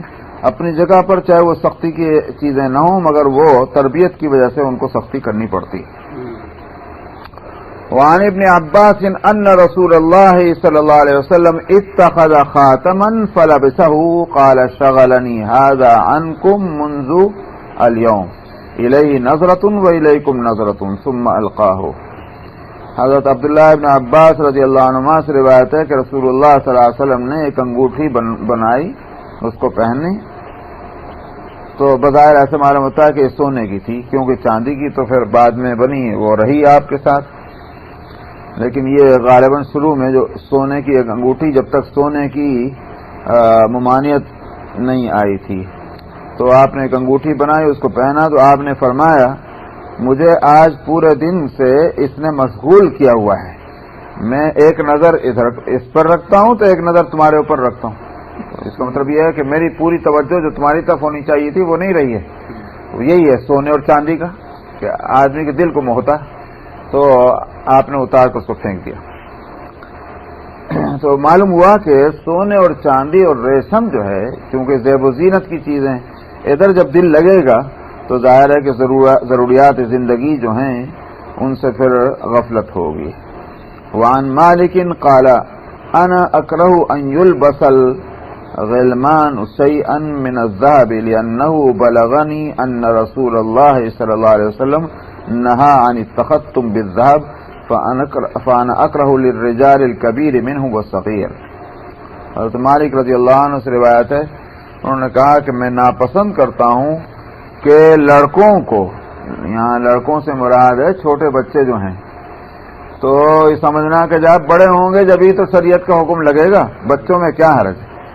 تو امام مالک کہتے ہیں کہ میں ناپسند کرتا ہوں کہ بچوں کو کوئی چیز سونے کی استعمال کرائی جائے، اس لیے کہ مجھے یہ بات پہنچی کہ رسول اللہ صلی اللہ علیہ وسلم نے سونے کی انگوٹھی پہننے کو بھی ناپسند سے منع کیا ہے. تو لہذا میں مردوں کے واسطے چاہے وہ بڑے ہوں کہ چھوٹے ہوں میں سونے کے استعمال کو ناپسند کرتا ہوں. تو معلوم ہوا کہ چھوٹے بچوں کو بھی وہ چیز جو بڑوں کے لیے ناجائز ہے وہ استعمال ان کو نہ کرائی جائے تاکہ شروع سے ان کو عادت ہو جائے کہ جو چیز ناپسندیدہ ہے اس کو ہمیشہ وہ ناپسند کرتے رہیں. اور بھی چیز میں نے اسی لیے کہا جو چیزیں بڑوں کے لیے میں نے اسی لیے کہا. باب النعال. الفصل الاول عن ابن عمر قال رأيت رسول الله صلى الله عليه وسلم يلبس النعال التي ليس فيها شعر. یہاں سے جوتے جو ہیں اس کا ذکر چل رہا ہے کیونکہ لباس اور اس سے متعلق ساری بحثیں آ رہی ہیں. پہلی فصل ابن عمر رضی اللہ عنہما سے روایت ہے انہوں نے کہا کہ میں نے رسول اللہ صلی اللہ علیہ وسلم کو ایسے جوتے پہنتے دیکھا کہ جس میں بال نہیں تھے. چمڑا جو ہے تو ایک بال والے بھی ہوتے ہیں، آپ نے بال والے چمڑے کے جوتے نہیں پہنے بلکہ وہ ایک صاف کیے ہوئے جو ہوتے ہیں وہ عام طور پر جیسے پہنے جاتے ہیں. وعن انس قال ان نعل النبی صلی اللہ علیہ وسلم کان لها قبالان. حضرت انس رضی اللہ عنہ سے روایت ہے انہوں نے کہا کہ نبی کریم صلی اللہ علیہ وسلم کے جو جوتے تھے اس میں 2 تسمے تھے. یہ جوتے بند جوتے نہیں تھے جیسے چپل ہوتے ہیں نا وہ شکل تھی، اس کے اندر 2 تسمے تھے. تو جیسے بالکل ہوائی چپل جیسے آج کل چل گئے ویسے تو نہیں میں آگے بتاؤں گا کیا شکل اس کی بتائی گئی ہے. وعن جابر قال سمعت النبي صلى الله عليه وسلم في غزوة غزاها يقول استكثروا من النعال فإن الرجل لا يزال راكبا من تعل. حضرت جابر رضی اللہ عنہ سے روایت ہے، انہوں نے کہا کہ میں نے نبی کریم صلی اللہ علیہ وسلم کو ایک غزوے میں جس میں لڑائی لڑی گئی تھی اس میں نے آپ کو سنا کہ آپ فرما رہے تھے کہ جوتے زیادہ رکھو، مطلب یہ کہ جوتوں اپنے ساتھ رہنے چاہیے، کیونکہ آدمی جب تک جوتے پہنے رہتا ہے سوار کی طرح رہتا ہے، کیونکہ جس طرح سے سواری پر بیٹھ کر چلنے میں آسانی ہے اسی طرح جوتے پہن کر بھی چلنے میں آسانی ہوتی ہے بنسبت ننگے پیر چلنے کے. اس واسطے سفر میں ہو تو کوئی ایسی صورت نہیں ہونی چاہیے کہ چلنے میں جس سے رکاوٹ ہو، تو جوتے جو ہیں بہت آرام کی چیز ہے، چلنے میں ان کا اہتمام ہونا چاہیے. وعن ابي هريره قال قال رسول الله صلى الله عليه وسلم اذا انتعل احدكم فليبدا باليمنى واذا نزع فليبدا بالشمال لتكون اليمنى اولهما تنعل واخرهما تنزع. ابو ہریرہ رضی اللہ عنہ سے روایت ہے، انہوں نے کہا کہ رسول اللہ صلی اللہ علیہ وسلم نے فرمایا جب تم میں سے کوئی شخص جوتا پہنے تو چاہیے کہ دانے سے شروع کرے، اور جب نکالے تو چاہیے کہ بائیں سے شروع کرے، تاکہ دانا جو ہے اس کو اولیت پہننے میں مل جائے اور وہ نکالنے کے لحاظ سے واخر رہے. اس سے معلوم ہوا کہ دو چیزیں ہیں، ایک تو یہ کہ جوتا بہرحال ایک نعمت ہے اللہ کی، ہر چیز جو استعمال میں آئے اور اس سے انسان کو آرام ملے وہ اللہ کی ایک نعمت ہے، نمبر ایک. نمبر دو یہ ہے کہ دایاں بائیں کے مقابلے میں رائٹ جو ہے وہ لیفٹ کے مقابلے میں فضیلت والا ہے. تو اس لیے جب نعمت کا استعمال شروع ہو رہا ہے تو دائیں سے شروع کرو، جب نعمت کے استعمال کو روکنا ہے تو بائیں سے شروع کرو. اسی لیے مسجد میں جانا ہے تو دائیں پاؤں آگے بڑھاؤ، مسجد سے باہر نکل رہے ہیں تو بائیں پاؤں آگے بڑھاؤ. اگر آپ کپڑے پہن رہے ہیں تو پاجامہ پہننا ہے، پینٹ پہننی ہے، دائیں پیر کو ڈالو، کرتا پہننا ہے تو دائیں ہاتھ کو پہلے ڈالو. تو یہ ہے کہ نعمت کے استعمال کی جب ابتدا ہو تو دانے سے شروع کرو، جب اس کے استعمال کو روکنا ہو تو بائیں کو پہلے رکھو. وعنه قال قال رسول الله صلى الله عليه وسلم لا يمشي احدكم في نعل واحدة ليخفيهما جميعا او لينعلهما جميعا متفق عليه. ابو ہریرہ رضی اللہ عنہ ہی سے روایت ہے، انہوں نے کہا کہ رسول اللہ صلی اللہ علیہ وسلم نے فرمایا تم میں سے کوئی شخص ایک جوتے میں نہ چلے، نکالے دونوں کو، سب کو نکالے، پہننا ہے تو دونوں کو پہننا ہے. اس سے دو وجہ سے، ایک تو یہ کہ یہ ایک شائستگی اور تہذیب کے خلاف ہے، دوسری بات کیا ہے کہ پھر ان بیلنس ہو جائے گا. ایک پیر میں جوتا ہے تو اوپر ہو گیا پیر، جوتا نہیں ہے تو نیچے ہو گیا پیر، ظاہر ہے کہ ان بیلنس ہے تو کہیں بھی جو ہے یہ گر پڑنے کا خطرہ اس کو ہو سکتا ہے. تو اس بات سے دونوں باتوں کی وجہ سے آپ نے فرمایا کہ جوتے نہیں پہننا دونوں مت پہنو. اب ایک جوتا کہیں غائب ہو گیا دوسرا جوتا پہنے پھر رہے، یہ غلط ہے. اگرچہ ایک حدیث میں حضرت عائشہ کی یہ ملتی ہے کہ نبی کریم صلی اللہ علیہ وسلم نے ایک جوتا پہنے دیکھا ہے، ایک جوتا پہنے پھر رہے تھے. تو اس کا جواب محدثین نے یہ دیا ہے کہ یا تو اس کی دو وجہ ہیں، یا تو آپ نے جواز بتلانے کے لیے، کیونکہ یہاں ممانعت کے مطلب یہ کراہت ہے، حرام اور ناجائز نہیں ہے. تو آپ نے جائز ہونے کے واسطے اگر کسی کے پاس کسی وقت ایک ہی جوتا ہے مثلا ہے تو اب یہ نہیں، اور ضرورت ہے کہ پہننا ہے تو اب یہ تکلیف دونوں پیروں کو کیوں دی جائے، چلو بھائی ایک پیر میں پہنے ہوئے جائز ہے. دوسرے ایک اور بات یہ کہ ہو سکتا ہے کہ آپ گھر کے اندر آپ ایسا کر رہے ہوں تو کسی ضرورت میں ایسا ہوا ہو، عام طور پر آپ ایسا نہیں کرتے تھے کہ ایک ہی جوتا پہنے ہوئے ہیں اور پھر رہیں. وعن جابر قال قال رسول اللہ صلی اللہ علیہ وسلم اذا انقطع شسع نعله فلا يمشي في نعل واحدة حتى يصلح شسعه ولا يمشي في خف واحد ولا يأكل بشماله ولا يشتبي بالثوب الواحد ولا يلتحف الصماء. جابر رضی اللہ عنہ سے روایت ہے کہ رسول اللہ صلی اللہ علیہ وسلم نے فرمایا جب کسی شخص کے جوتے کا ایک تسمہ جو ہے وہ ٹوٹ جائے تو پھر وہ ایک ہی جوتا پہن کر نہ چلے یہاں تک کہ وہ اپنے اس تسمے کو درست کر لے جوتے کو، تاکہ دونوں جوتے پہن کے چلے. اور اسی طرح سے ایک موزہ بھی پہن کر نہ چلے کہ ایک پیر میں موزہ دوسرے میں نہیں ہے، اور نہ بائیں ہاتھ سے کھائے، اور نہ ایک کپڑے سے کیا کہتے ہیں وہ جس کو کہتے ہیں نا وہ گوٹ مار کے بیٹھنا. گوٹ مارنے کا مطلب یہ ہوتا ہے ایک ہی چادر تھی بدن پہ اور کوئی کپڑا پہن ہی نہیں رکھا، تو چادر لی یوں باندھ کے اس طرح بیٹھ گئے. اس سے کیا ہوا کہ سطر کھل جاتا ہے. اس لیے آپ نے اس سے روکا کہ اگر سطر چھپانے مثال ایک تو صورت یہ ہے کہ ساتھ پینٹ یا پاجامہ شلوار وغیرہ پہن رکھی ہے تو سطر نہیں کھلتا، تب تو کوئی حرج نہیں ہے. ایک ہی کپڑے کے اندر گوٹ مارنا یہ نہیں درست ہے.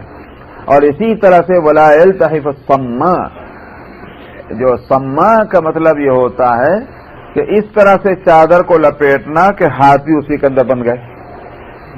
تو یہ جو ہے اس سے کیا، اور چادر ایک ہی ہے تو اس میں دو نقصان ہیں. ایک تو یہ کہ جب ہاتھ بندے رہ گئے کہیں بھی دھڑام سے گر پڑے، کوئی چیز بچانے کی ہو تو بچانے کے لیے ہاتھ اندر بند گئے ہیں. دوسرا یہ کہ جب ہاتھ نکالے گا تو سطر کھلے گا، چادر اٹھ جائے گی. تو دونوں وجہوں سے آپ نے منع فرمایا. تو اس کے معنی یہ ہوگا کہ اگر ایک ہی چادر ہے تب تو دو وجہوں سے ممانعت ہوگی، اور اگر کپڑے پہن رکھے اندر اور اوپر پھر چادر کو اس طرح لپیٹ رہا تو ایک وجہ سے ممانعت ہوگی. ہاتھوں کو اس طرح نہیں باندھ کے رکھے کہ پھر اپنا ڈیفنس اور بچاؤ نہ کر سکے. الفصل الثانی عن ابن عباس قال كان لنعل رسول اللہ صلی اللہ علیہ وسلم قبالان مسنن شراکہما. ابن عباس رضی اللہ عنہما سے روایت ہے کہ رسول اللہ صلی اللہ علیہ وسلم کے جوتے میں دو تسمے تھے ڈبل پٹی والے. تو چمڑے کی پتی جو آ رہی ہے وہ ڈبل ہے. کیوں؟ تاکہ مضبوطی کے واسطے، ایک ٹوٹے تو دوسری تو رہے. تو ڈبل تھیں، تو ڈبل پٹی والے دو تسمے، تو اس کا مطلب کیا ہوا؟ 4 پٹیاں ہو گئیں، مگر 2 ایک طرف 2 ایک طرف، اس طرح سے. ابھی بتاتا ہوں اس کو بھی. آگے آ رہا ہے کہ نہیں آ رہا؟ سوری،